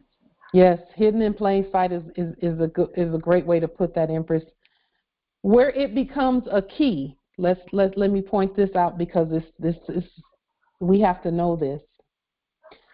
Where it becomes a key is that most churches either have a library or some books or some records in them, or they underneath the church is going to be some evidence of some kind, of something that has to do with the airs. Well, when you look at in our traditional spirituality, and there's the song, and music is in a key, and we have in some of the traditional Moor spirituality the sankey, and I don't know if you've heard that term, the sankey, which is a type of song. Mm-hmm. The sankey also is used to connect on a higher level and connect with the spirit and the ancestors. Yeah. And so, and the different keys in music will connect you into different spaces and different frequencies, and again, you're connecting with the ancestors. But so, it's so clear. The key is what gets you, unlocks the door for you to go in. And that's a physical thing, but it's also a spiritual. Yeah, most of us wouldn't have even gone back to a church, in our sleep. But the music was good, and that's the only thing that got us there, in the first place. Yeah, I used to sing in the Catholic. Yes, I was in the harlot. But I used to sing. I was a cantor, and sing, and really long before I actually moved, left, and literally spirit lifted me. I didn't feel the ground and just walked out mid-mass. But I stayed because the music fed me. I loved to sing it, and the people loved my singing. It was a codependent relationship. But the music, there is nothing sweeter than some of the music. So I can absolutely relate there. But anyway, I yield. Yeah, as done by the heirs, and wait until we all are waiting until we really hear the music as done now that we're awake, and how that sounds and how we sound together, and all of that is another level. Yeah, it's another level. Islam. Yeah, and also the church is a womb. Don't forget that. All right. It is. It represents the woman. That's what it is. Yeah. Yeah. It's a womb. So when you're talking about the church, you're talking about also, they taking the spirituality, the true spirituality out of it. Which really what the church is really have all of the women, mostly the women, trapped up in that, through the songs, because the songs is really good spells. That's where gospel come from. It's good spells. And that's what we used to chant all the time, Islam. Islam. And you know what? The women are not even trapped. It's a choice. It's a choice. Exactly. It's a choice. And again, we're not mad at Christians, and we're not downing Christians or anything like that. But what we are saying is that, that it's important to have our eyes open so we can see who's who and what's what, because that was one of the tools of hypothecation and subrogation. That was a major tool. And it's also, now, hold up, Morris, it's also going to be a major tool on this side. It's going to be major. It's already starting. Islam, that part, because the brother who just spoke before, he chimed before I could, because I was going to say how I remember, how they would play the piano and the organ, and they would hit just like 3 to 5 notes, and it would be these notes that would get everybody on a frequency, and then they would say the spirit just took over. Yeah. And in that way, it was. And in the truth, it was because there's a vibration that was tapping in to their chakras and such, and it was making them feel good and all that stuff. And they would say, "Cut the Holy Spirit," and and so on and so forth. Yeah. And I remember like plenty of Sunday services, everyone would get to do the 2-step and the dancing and all that stuff, because that's just what it was. And like you said, when we finally get to that phase, well, some of us are already, with knowing that music of, the living side is going to be that much more profound, that much more healing and freeing and renewing and uplifting and all the other good stuff. Yeah. Yeah. Yep. Yeah. Same thing happened at the club. When the right song come on, the energy change in the room and everybody get going. Yep. Empress Sabra says, Noble Drew Ali said some of my best Moors are in the church. That is so true. Some who, kept their bodies clean and kept their lives clean, as best they knew how. Yes, absolutely. And then that you said, brother, about it being a womb. Listen, every building, such as a courthouse, is a womb or a representation of a womb. Let me put it that way. Because births are happening all the time in one form or another. And now, let me say this too. I'm glad you used the word womb, because a womb and a vessel are the same thing. So empresses and emperors, and that means all Moors. Even the letters that you use are a vessel or a womb. It's right there on the screen. So whose womb is speaking that you would even accept? It can be no other than your own or like wombs that should be writing things that you accept. We don't contract with dead wombs. Corpses, vessels, foreign vessels. We don't do that.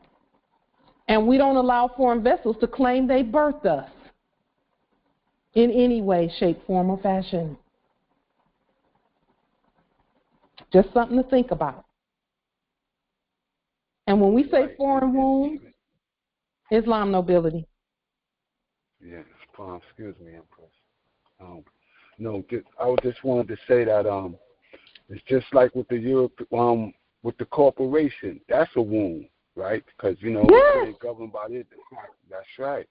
So like you said, it's a separation right there. We got to keep that distinction so that we don't, stay contaminated within that de facto womb and come back home to our mother. Yes. A corporation is a body, dead or alive. We don't come from dead wombs, dead corpses, dead corporations, dead bodies. That's what the birth certificate, the social security number, and all of that was. A dead womb trying to label some living people, heirs, in order to steal the birthright. That's why we create our own everything. Our own documents, our own vessels speak. A font is a vessel carrying holy water.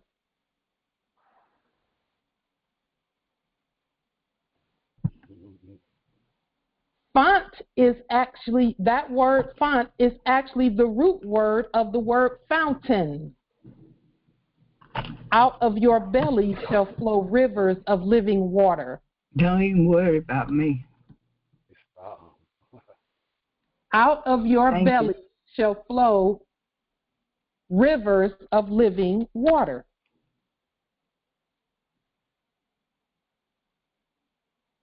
Okay? So, heirs, We did not know it, but there are vessels everywhere. Those vessels can be vessels of peace and not war. They are vessels of peace and not war. That's why we say what we say about that whole war piece. The Fifth Amendment tells you there will be no takings where war is concerned. There's only takings where peace is concerned. So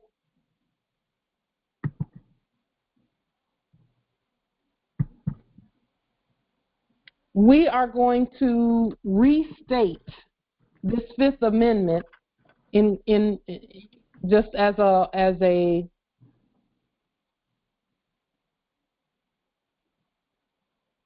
and I thought about the best way to restate it.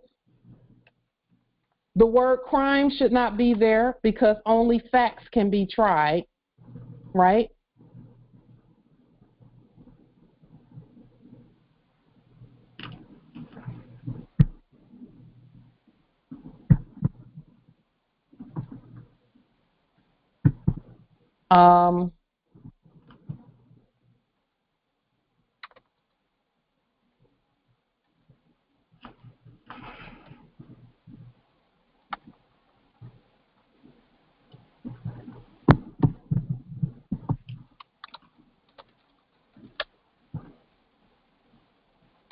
There are several ways that we can make this statement.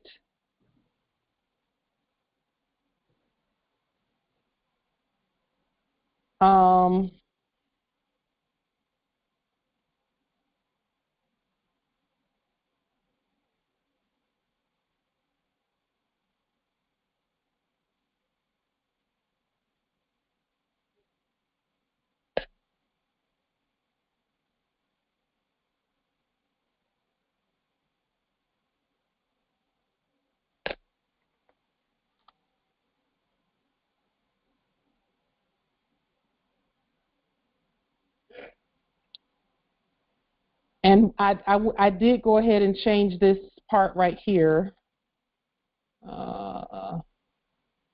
We just needed to know how to read because the stuff that we've been looking at is just not what we thought it was. Not at all. Just one moment.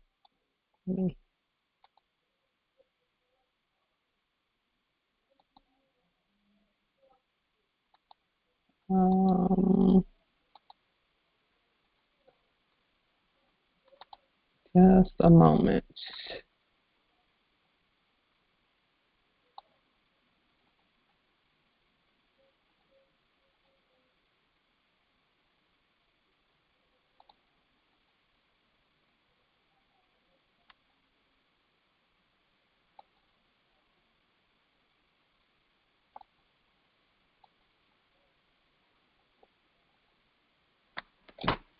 Just one moment.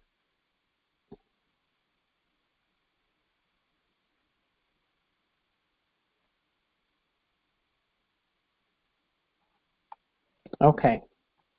I wanted to take these underlines off of here.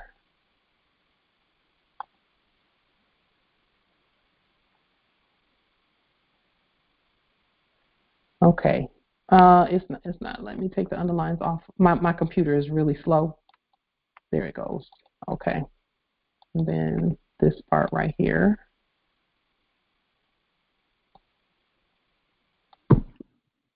Okay. So at this point, and we may come back and revisit this later, just depending. But I would like to, in conclusion of this Congressional Assembly, to take a vote on what we have here with regard to the Fifth Amendment. No person shall be held to answer for a capital or otherwise infamous facts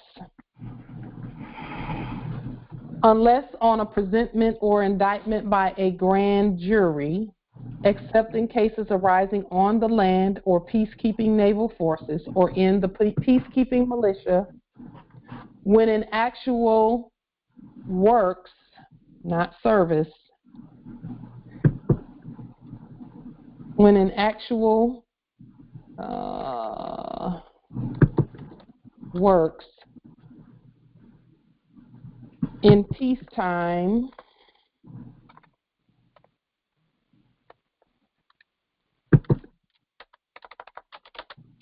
or public safety, so I changed it from danger to safety, nor shall any person be subject for the same offense to be twice put in jeopardy of life or limb, nor shall be compelled in any criminal cause.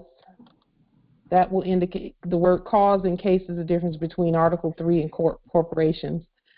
Nor shall be compelled in any criminal cause to be a witness against himself, nor be deprived of life, liberty, or property without due process by law, nor shall public property be taken for private use without just compensation to the public or to the people.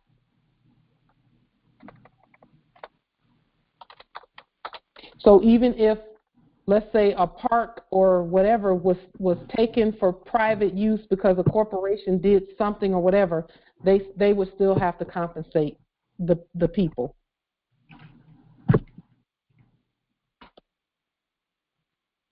Okay. Islam Empress.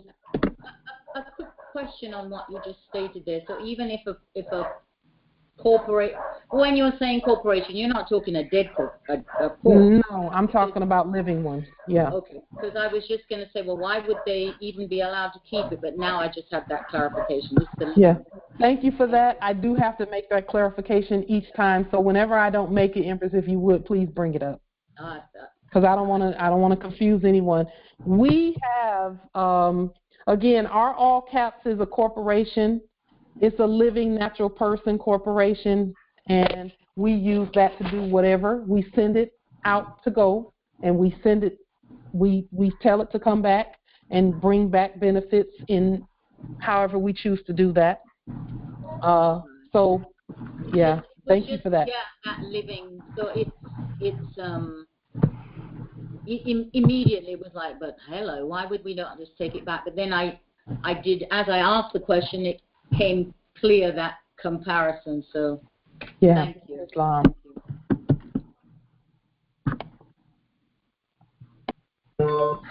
So yes, Empress fact. Let's see. She's saying would it sound better to say criminal or factual cause instead of criminal cause? In any criminal cause to be a witness against himself. We actually probably need to leave the criminal piece in there, but let the Moors can state what they think about that.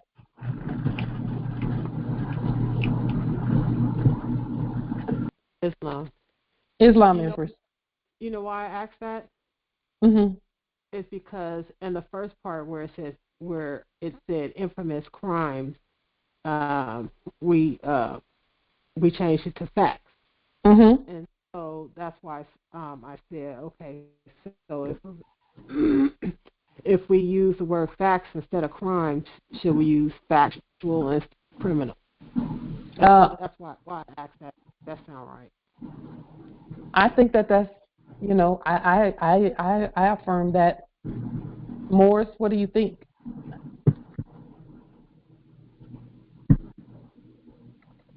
If we don't have any, I say yay. Love it in the bay. I say yay. Islam. So we have two witnesses. Islam.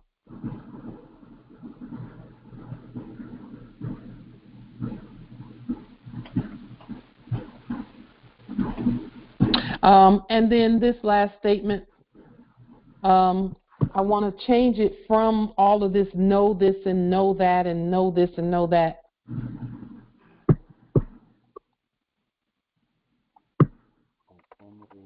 I'll just say a person may be held to answer for a capital or otherwise infamous facts upon presentment or indictment by a grand jury in cases arising on the land or peacekeeping naval forces or in the peacekeeping militia when in actual unless in actual works in peacetime and public safety. How does this sound? If someone could give me some feedback on what's here, if I need to change it back, if I could get a couple of witnesses on what's being stated here. I can't see it. Just one moment.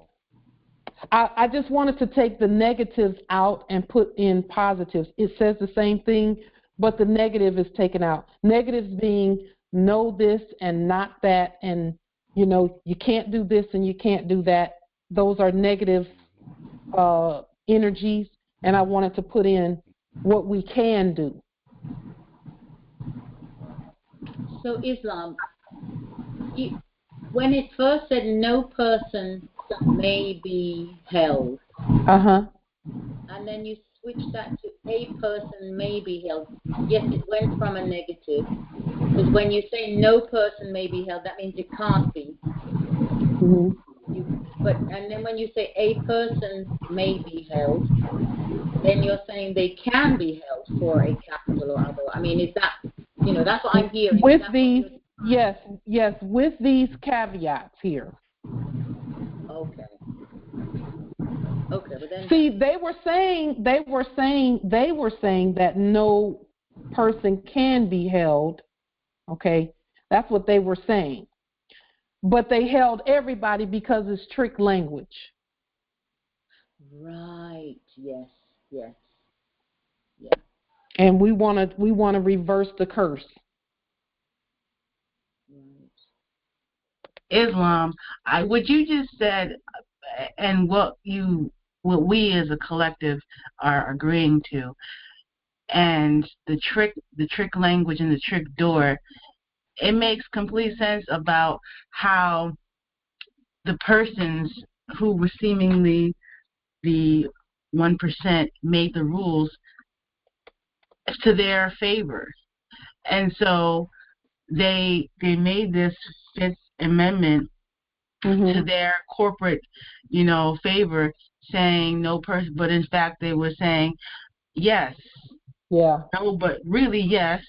And yes means no and no means yes. And that whole thing. And then we're going to just do what we want because we made the rules. Now we're making the rules, and that goes back to the article you had talked to me about follow the rules, and rule meant ruling, being the court. Yes. And so the rule that we're stating, because we're the justices, the court, and the people, we're saying that a person may be held to answer for a capital or otherwise infamous facts. Oh my goodness, because the only way you could bring somebody to justice is because you have indisputable facts. Yes. You know that they have done this, and that, and now you can bring them before the grand jury and state that case arising on the land or in peacekeeping, in peacekeeping naval forces or in peacekeeping militia, because the only reason why anything's going to be done is to keep the peace that we've already established. And but some people fall out of trust, and so we have to have the justice be always in effect. So we would have those persons held to be answering for those capital infamous facts, because you must state the facts at all points in time. Right? Yeah. And so anything else is fraud. And that's why we have to rewrite this, because it was fraud on its face. Yeah. And do this the way that it's being done. I just talked through a whole epiphany just now. And so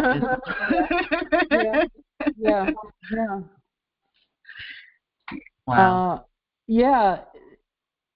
This whole time we've been looking at this document, it was subrogated and hypothecated. We needed to, but we have to know how to read in order to even know that, and then put it in its proper place. Because see, they're not the law. So what is without due process of law anyway? You know, that's why everyone was being held for type craziness back then, previously. You know. So now that we have, and this is something that we talked about previously, but I want to make this clear. Add some clarity to this piece right here at the end. We have made all property public property. All property is public property, and now, Moors, we can take these protocols and processes that we have learned and remembered and begin claiming property. But as it stands, all property is public property except the ones where due process has taken place. You know, some Moors have done due process on buildings and domiciles and things like that. Those are state-owned. They're owned by the state or the banks, which is still us. Islam, I'm sorry. What you just said, jumped out to me, because it says, nor shall public property, right? We was on the assumption that we were public in the dead, be taken for private use. So we're out there la-di-da thinking that we have rights, to the dead and whatever else. But it says, nor shall public property be taken for private use. So they're talking about the entity, the all caps. Yes. They're saying that nor shall public property be taken for private use. So they're essentially giving remedy right here, saying no people who know that they're the true people, the true government, the true public property be taken and used for capitalists. Private use. And that's why this one right here is for nationality, Islam. Yes. That part. Yes. Islam. Yes. Without just compensation to the people. Yes. Wow. Yes. That part. Yes. That's why it's important for us to know how to, and just like you just talked that through, Empress, you shone some light on that part right there that just, we have to know how to read, Moors, and we have to know that everything that they've written out there, I mean, think about how many Moors kept saying the Constitution, and they kept saying, yeah, we're doing that. That's what we're doing. That part. Yup. Until we learn how to read it and use it. Yeah, see, because the top half was a fraud, corruption, and how the bottom half was the true remedy, and you see how that has the semicolon. Yeah. That part right there. See, without due process, this is the way they wrote it initially. This is the way they wrote it initially. This is the dead one, and it does have all of that, Empress, just like what you just said. You see, so all they were saying was private property being taken for public use. They had declared all property private property. Their corporate, private, United States corporation company property. That's what they did. Enacted, rather. And so that meant that no matter whether you thought you were the public or not, or you thought that the bus was public, they would arrest people for not paying, quote unquote, because they had declared it private. Because where was the public? It wasn't it was a lot of foreign stuff going on the buses and in the public places. So they said, well, these are all foreigners. They're not the public. So we just they're private corporate corps, U.S. corps citizens.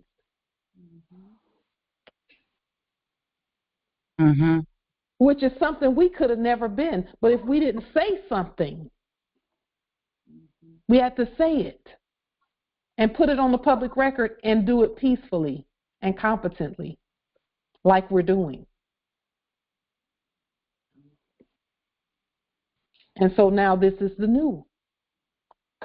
We've reconstituted the land and nationalized the land. It's all public. I don't care where it is. It's all public unless the Moors have done the processes and done what needs to be done. And here's the thing. A competent process does not contain one claim by one individual.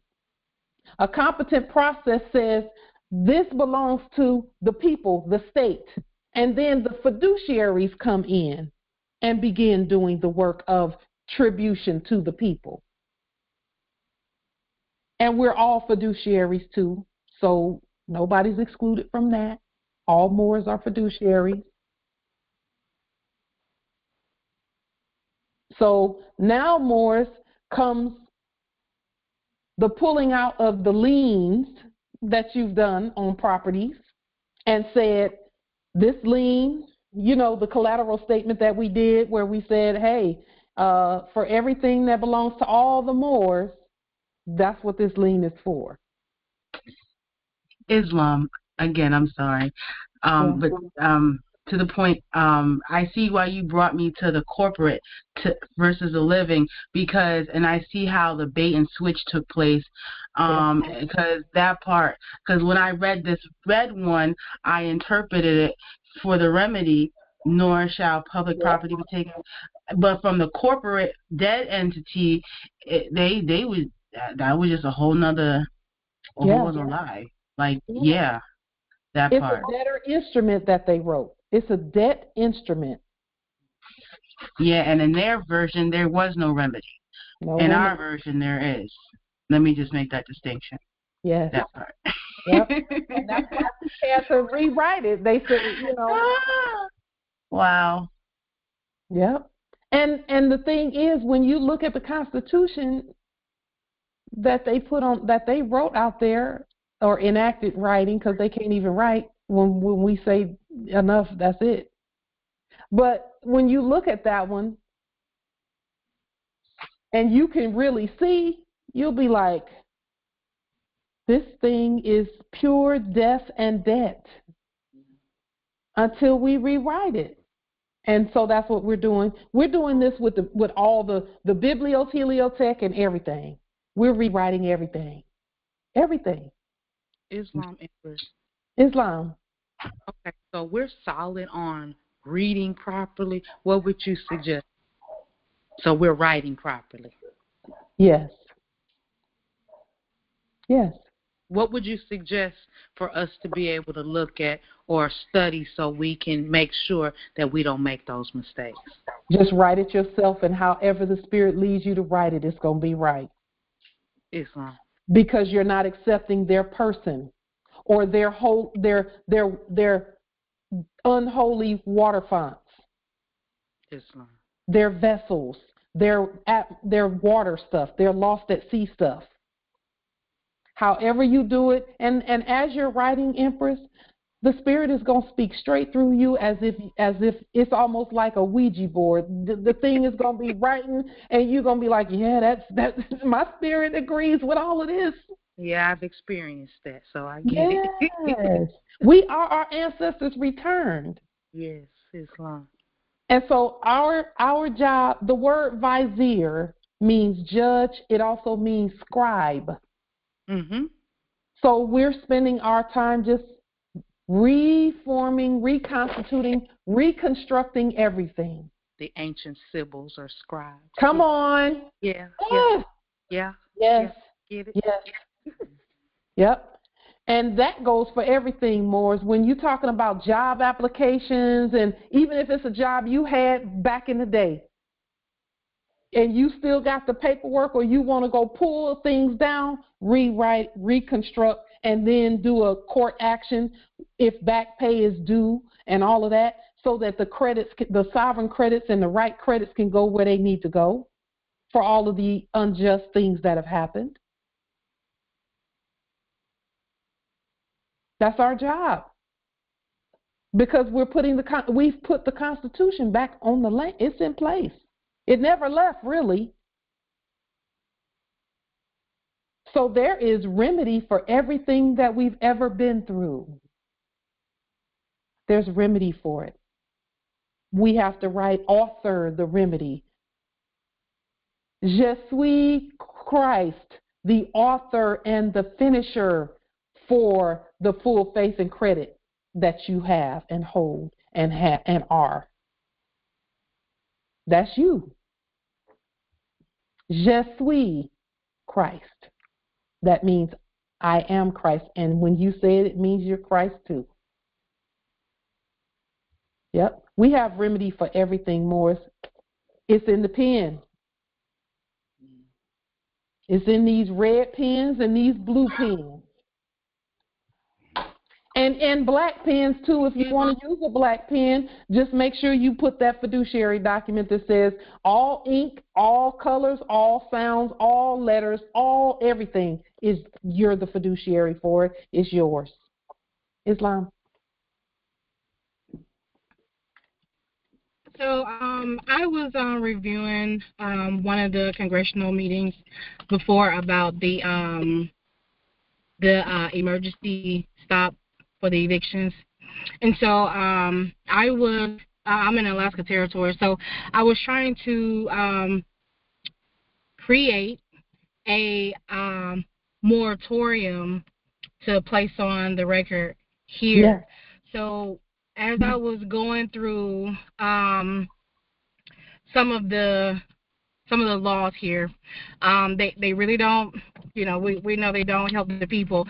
But I was looking at the CDC's rebuttal to the executive order that was signed to stop the evictions before during this pandemic. And so I was looking at that as a model for the the stop period. So my question is, like, is that a decent guide? I know I have to take all the application out and all the negative war language out, but would that be like a solid way to kind of creating? As long as it comes from you. The document. As long as it comes from you. As long as it comes from any more who knows who they are, yes, it's a great model. Right. Okay. I've read it. I've read it in the past, and we talked about those things. Oh, okay. I try to demonstrate at my level of competency, and so there's a situation that's happening. Yeah. And I was like, I wasn't talking to anybody anymore. I wasn't going to like answer the door. If they knock, I don't have to let them in.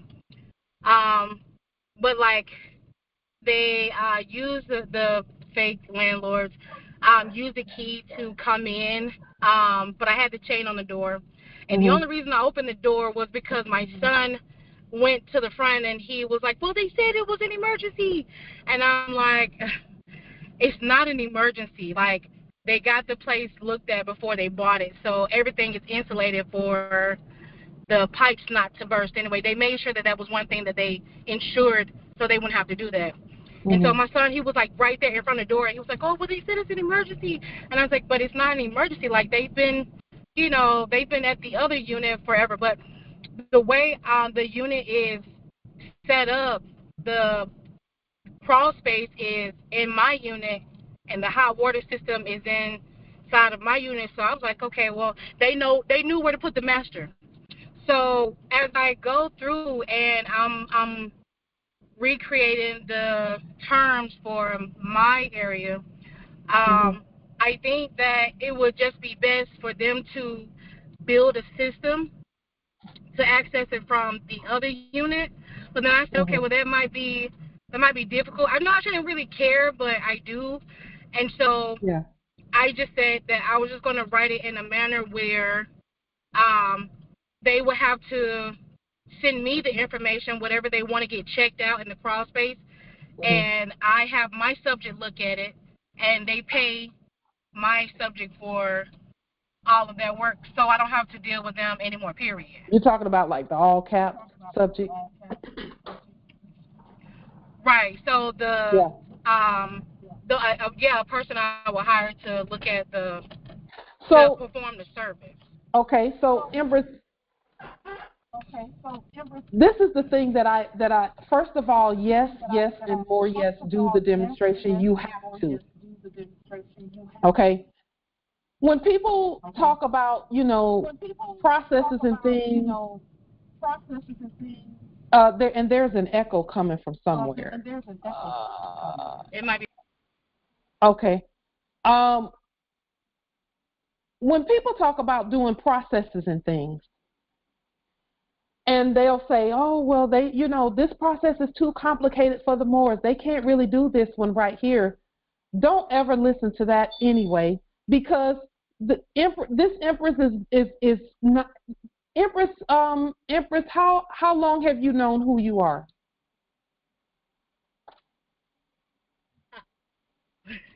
Forever? No. But yeah, forever. But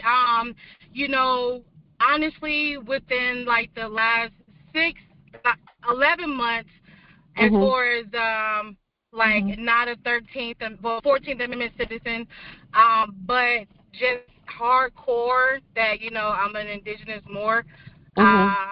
Maybe November or October. So less than 20 years. Yes. Okay. So my point with that is this.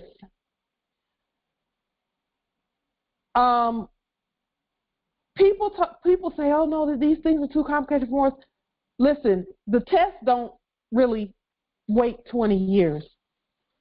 A fraudulent landlord, a fraudulent one, will not wait and say, you know what, maybe we shouldn't evict them until maybe 2 years from now, until they could learn some more about how to defend themselves.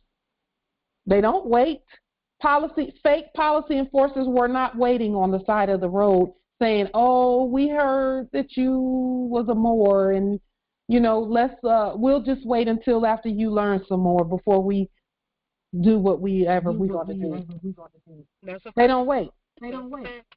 No, they bought the property, and then in less than 15 days, they gave me a 30-day notice because my lease was ending and they was not going to recontract, which I was learning about contracts. I was not supposed to be re-entering a contract anyway, but just the power of remembering that nobody represents the Moors.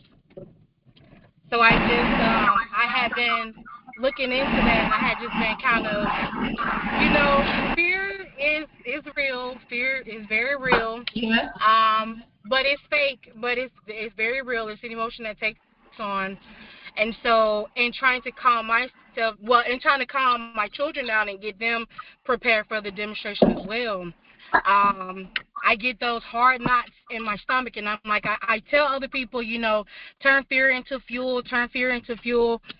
When you are in that hot space, you don't forget. The programming, it's not all the way quite out yet.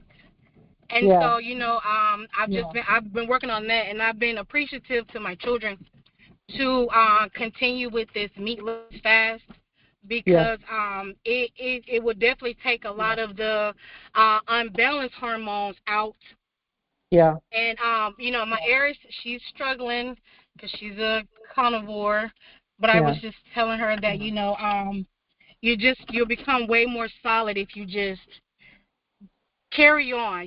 For 2 years I've been wanting to take the meat out of the diet, and I was like, everything happens for a reason. And like I was saying before the call started, that it's a lot easier when you have someone or a group of people going with you to help. Yeah. all of our energies are doing this together. And then, the land animals, that's different from the sea animals. So fish and shrimp and things like that, those are on the table for us for the 40-day period, for those who are doing that 40-day fast. So, some fish, some shrimp, some, salmon cakes or something like that, we'll do as well. Yeah.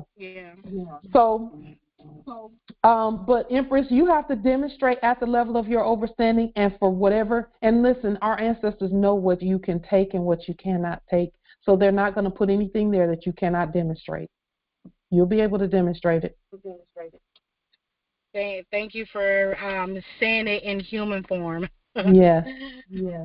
Yeah. You will be able to demonstrate it. We all had to. We all have to. We've the fear piece, we felt it. 10 days, we felt it because but the ancestors wanted us to do the demonstration, so we did it. Yeah. I was so pleased to hear there were some organizations that were like assisting, and they wouldn't tell me if they had quit contributing. So I'm just like, okay, well, like it's my name on it. Why can't that? But not going to worry. And I was just I just said, I wondered if they stop. And then she showed up to the door, and she started listing off things that was being halted on her end, like having to take off work, and she hasn't been collecting this fiat piece, and she hadn't been claiming that fiat piece, and she was naming off some, and I was just like, okay, well, that's just. Oh, well, thank you for telling me. I didn't say anything. I stopped talking because they're not there, and my children was there, so I had to show them how they act like children. And when you know that you're the head and not the tail, you don't have to say anything because they're not there. It's a fake piece. And so my daughter was like, I really wanted to, do something because they was talking to you like that. And I said, well, I'm glad that you stayed in your place because they didn't see you either. They was trying to talk to them, and I'm just like, I already tell them we don't talk to anybody. If we don't do a court action first, we don't talk to them. Yeah. And so, it was just confirmation. I was like, okay, so the whole fiat piece has ended on her behalf, and it has really gotten her a little irritated. But I mean, it's good to hear. It's good to hear. Yeah. And we do use sovereign credits, sovereign bank credits. We do use those. So if you have a card that you've been swiping, just make sure that you take the corporate covering off of it, but keep using your cards and things. While we transition into this new system. Fiat is the green paper note. So we don't pull them from the ATM. We don't use those as often as we can. Okay. And and the reason I'm saying that is for the benefit of the new Moors who still have not transitioned to where we are, because where we are is we don't use them, but there are some Moors who need to transition into that. So. Demonstrate at the level of your understanding, and the things that you don't understand, just ask the ancestors to show you how to do it. And until then, do what you've been doing until they show you. Because this is a when you know better, do better situation. Our ancestors require us to do better when we know better. That is a transitionary period. Okay. So, yeah. The fake policy enforcers were not waiting for us to, so we just have to demonstrate. I mean, and for some, it feels like for me, I felt like I came out the gate demonstrating from day one. Now that I look back on that, I'm like, yeah, that was the right thing to do because they were not waiting. They were going to keep moving forward and inching forward, trying to do things and hypothecate and subrogate. And I'm like, nope, we're not going to have that. So we have to demonstrate. Fake landlords don't wait. So we just do what we know and put the rest in the hands of the ancestral energies within us and let the ancestors do their job. And they always do. They always do. Make no mistake about it. So, and then there's recourse and remedy, even for example, there are some who experienced an eviction test. There's recourse and remedy. All we have to do is stay vigilant, stay on our square, keep moving forward. So, with that being stated, I believe that Islam Empress. Just quickly before, with the banner of amity and commerce, the correct one. So that's the banner for amity and commerce. Correct. Yeah. Thank you for correcting me. For Islam. Mm-hmm. Should I expect to see that here? Have you seen the banner of amity and commerce there? Not that I'm, I can think of, other than if I was in town by the U.S. Embassy or something. But I haven't been that side to say, has that changed? Or has that... So typically speaking, no. I mean, I have noticed, what I had noticed the last time I was in Black River and at the court house, there was no banner of commerce, as in the Jamaican flag. I noticed that was not even there at all. Yeah, because there's been a change. So I'm just trying to, get in my, so, I want to sort of know or get a sense of what to look for, because I know, this is North America, I ought to see it, but I'm not sure if I should expect to or not. So, wherever it was positioned before, it will change. And that would be, so I'd have to look for town, because I've not seen it, like I said, I've not seen it locally. I have seen on occasions, it's only in certain areas that I'm seeing even the Jamaican flag, and I'm putting it in inverted commas, but that's something I have noticed where maybe you would expect to have seen it because you were seeing it before. I'm not seeing it. So then, Empress, on your documentation, just make sure it's on your documentation. Yes. Properly. Okay. And I put it, I haven't put it on the red documents. I've put it on the blue, but Yeah, it doesn't need to go on the red documents per se, but the blue ones, yes, it does. Yeah, it's on there. It's on there. Yeah. Okay. Well, that. Thank you, because it's just an area where I'm wondering. Yeah. Because I'm expecting I ought to see it, but at the same time, that might, I might be looking for something that won't necessarily be.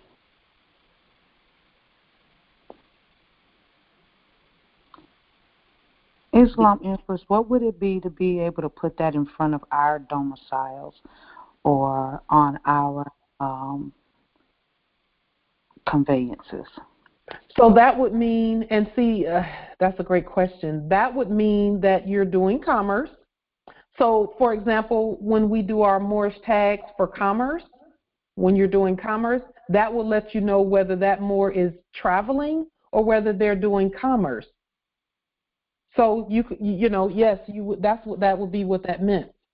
If you put it on, at the domicile, then that would mean there's some commerce going on there, and that's not a bad idea either. I thought about it myself in terms of, but our flag, our red flag with the green 5-pointed star would be above it. Okay, so I would rather, okay, gotcha. Yeah. Gotcha. And not on the same pole according to flag decorum. They go on separate poles. They don't go on the same pole. Okay, another question. If I do herbs, and I'm doing an herbal medical clinic, but I'm under religious organization. What would you suggest? I would suggest that you put that the banner on there with the star, the way that we do the banner for Amity and Commerce on there, so that they know where it's coming from. Gotcha. Okay. And so when you say made in America, you're talking about this one, the living one, and not that dead one. Gotcha. Yeah. Islam. And then when people see that, they're going to, know where that's coming from. Because our flag that is red with the green 5-pointed star is not really supposed to be in the water. It's supposed to be on the land. Whereas commerce is at the high seas. It's a high seas jurisdiction, not a lost at sea jurisdiction, but a high seas jurisdiction. Islam. Yeah. Can we put our Moorish flag and our religious flag on the same pole? Yes, if the religious flag, but this flag, I would have to look back at the flag protocols. If it were me and if I had to make a suggestion, I would suggest that they be on separate poles too. Just because there is no flag that is really worthy to go on, because they're not old enough to go on the same pole as this one. Islam, Empress. This is Travis Bay. Islam. If we were traveling by sea, what would we use to represent ourselves? We can't use the red flag with the green 5-point green star? Yes, you can. That's for you. You talking about living, yes. But you're not selling yourself, so yes, absolutely display the flag where you're concerned. Islam, I agree. When you're talking about products and works or services, because we do services too now, but that's where the gold-backed lawful money comes in at.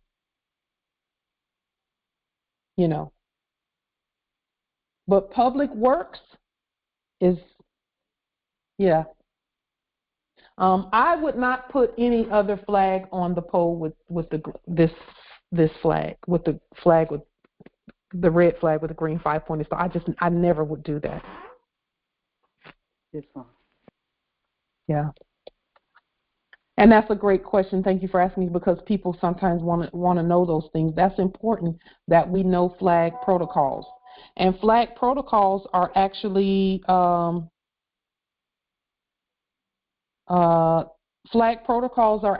available on the public record, but we have to edit them, or not edit, but reconstruct them.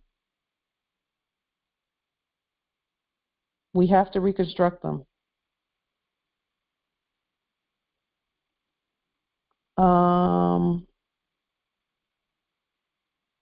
Justice Consul, and I will say this too. The flag, the banner for Amity and Commerce,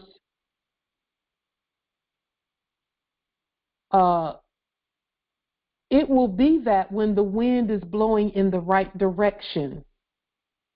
But we do have to, this is what I'm seeing, we have to switch it around and put the white, the rings that tie it to the pole, we need to put those on the other side. So with that being stated, we'll be talking more about that in the coming weeks and months, Yes, indeed. So is everyone in agreement thus far with our the Fifth Amendment being stated this way? Yes. So if you would just let's do a quick vote on that, and then we will pick up on Thursday with regard to on Sunday. Islam. Islam, Justice Consul. Khalifa Territory, aye. Justice Consul Bay, UK Territory, yay. Islam. Islam, Angelica Yvette Dobbs Bay, New York, Providence Territory, yay. Islam. Islam, Elishua Bay, Alaska Territory, yay. Islam. Travis Neal, I believe, Michigan Territory, yay. Islam. Islam, Empress Shea Marie Bay, and Noble Roskiel Bay, Roskiel. Yay. Islam, thank you. Islam. One moment, nobility. Justice Dumois. Islam. Islam, thank you. Go ahead, nobility. Thank you. Maurice Lloyd L. in Alabama Territory, yay. Thank you, Islam. Islam, AG, Alexandra Bay, Mahat L, Texas Territory, affirmed. Yes, Islam. Islam. Islam. Empress Aisha L. Empress Aisha, and then Justice Willie. Empress Aisha L. Bay, Michigan Territory, yay. Islam. Willie Irving Smith Bay, Mississippi Territory, yay. Islam, thank you, nobility. Islam, Kahusia, Jehuti, Ba'in, Will.I.am, Shuil, Manhattan Territory, yay. Islam, thank you, nobility. Islam. Islam. Y'all can hear me? Yes, go ahead, Empress. Go ahead, Empress. Empress Camellia L. Day, Alabama Territory, yay. Islam, thank you for being here, Empress. Islam. Morpheus, Islam, Freeman. Is Morpheus, Pascal Freeman L. Maryland Territory, yay. Islam, thank you, Justice Morpheus. Islam, Musa Jubei, Memphis, Tennessee, yay. Thank you, nobility. Islam. Islam, Malika Kilbay, Illinois Territory, yay. Islam, thank you, nobility. Islam, Avina L. Adams L. in Florida Territory, yay. Islam, thank you, nobility.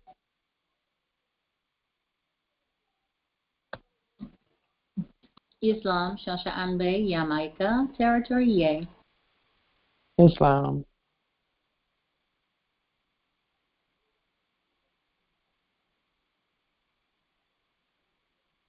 Okay. And Light Tajiri Bay, Washington Territory, yay. Are there any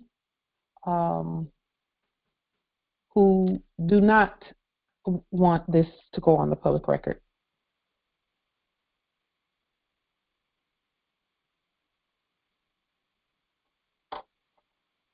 Islam. Okay, we do have a unanimous vote, and then those that are in the chat as well. Tennessee Territory, yay. And when you put your votes in the chat, if you would please state the territory that you are at. Thank you for the next vote. With that being stated, I have nothing further for this honorable Congressional Assembly, and the justices here. So until Sunday at 6 p.m., we will adjourn. Islam, nobility. Islam. Yes, Islam. Yes, I will give a testimony to all the Moors, Islam Moors. This is Kahusia, Jehuti, Ba'in, Will.I.am, Shu, Il, Manhattan Territory. Another testimony to all the other testimonies given. Me and another Moor had a court action this Wednesday at a place calling itself a court, a pseudo quasi corporation, had us on some fictitious charges, and because of all the work that we did, such as writ of quo warranto, avertment of jurisdiction, and the liens, those documents were on file and preceded our special divine appearance. Also, we put on file revoked power of attorney, as well as me, myself, I put in a notice of removal from the state corporation to the federal district court, as well as a letter of intent to sue, and also a letter for the clerk of the corporation asking for the so-called judge oath of office and his insurance company information, as far as the name, address, phone number, etc.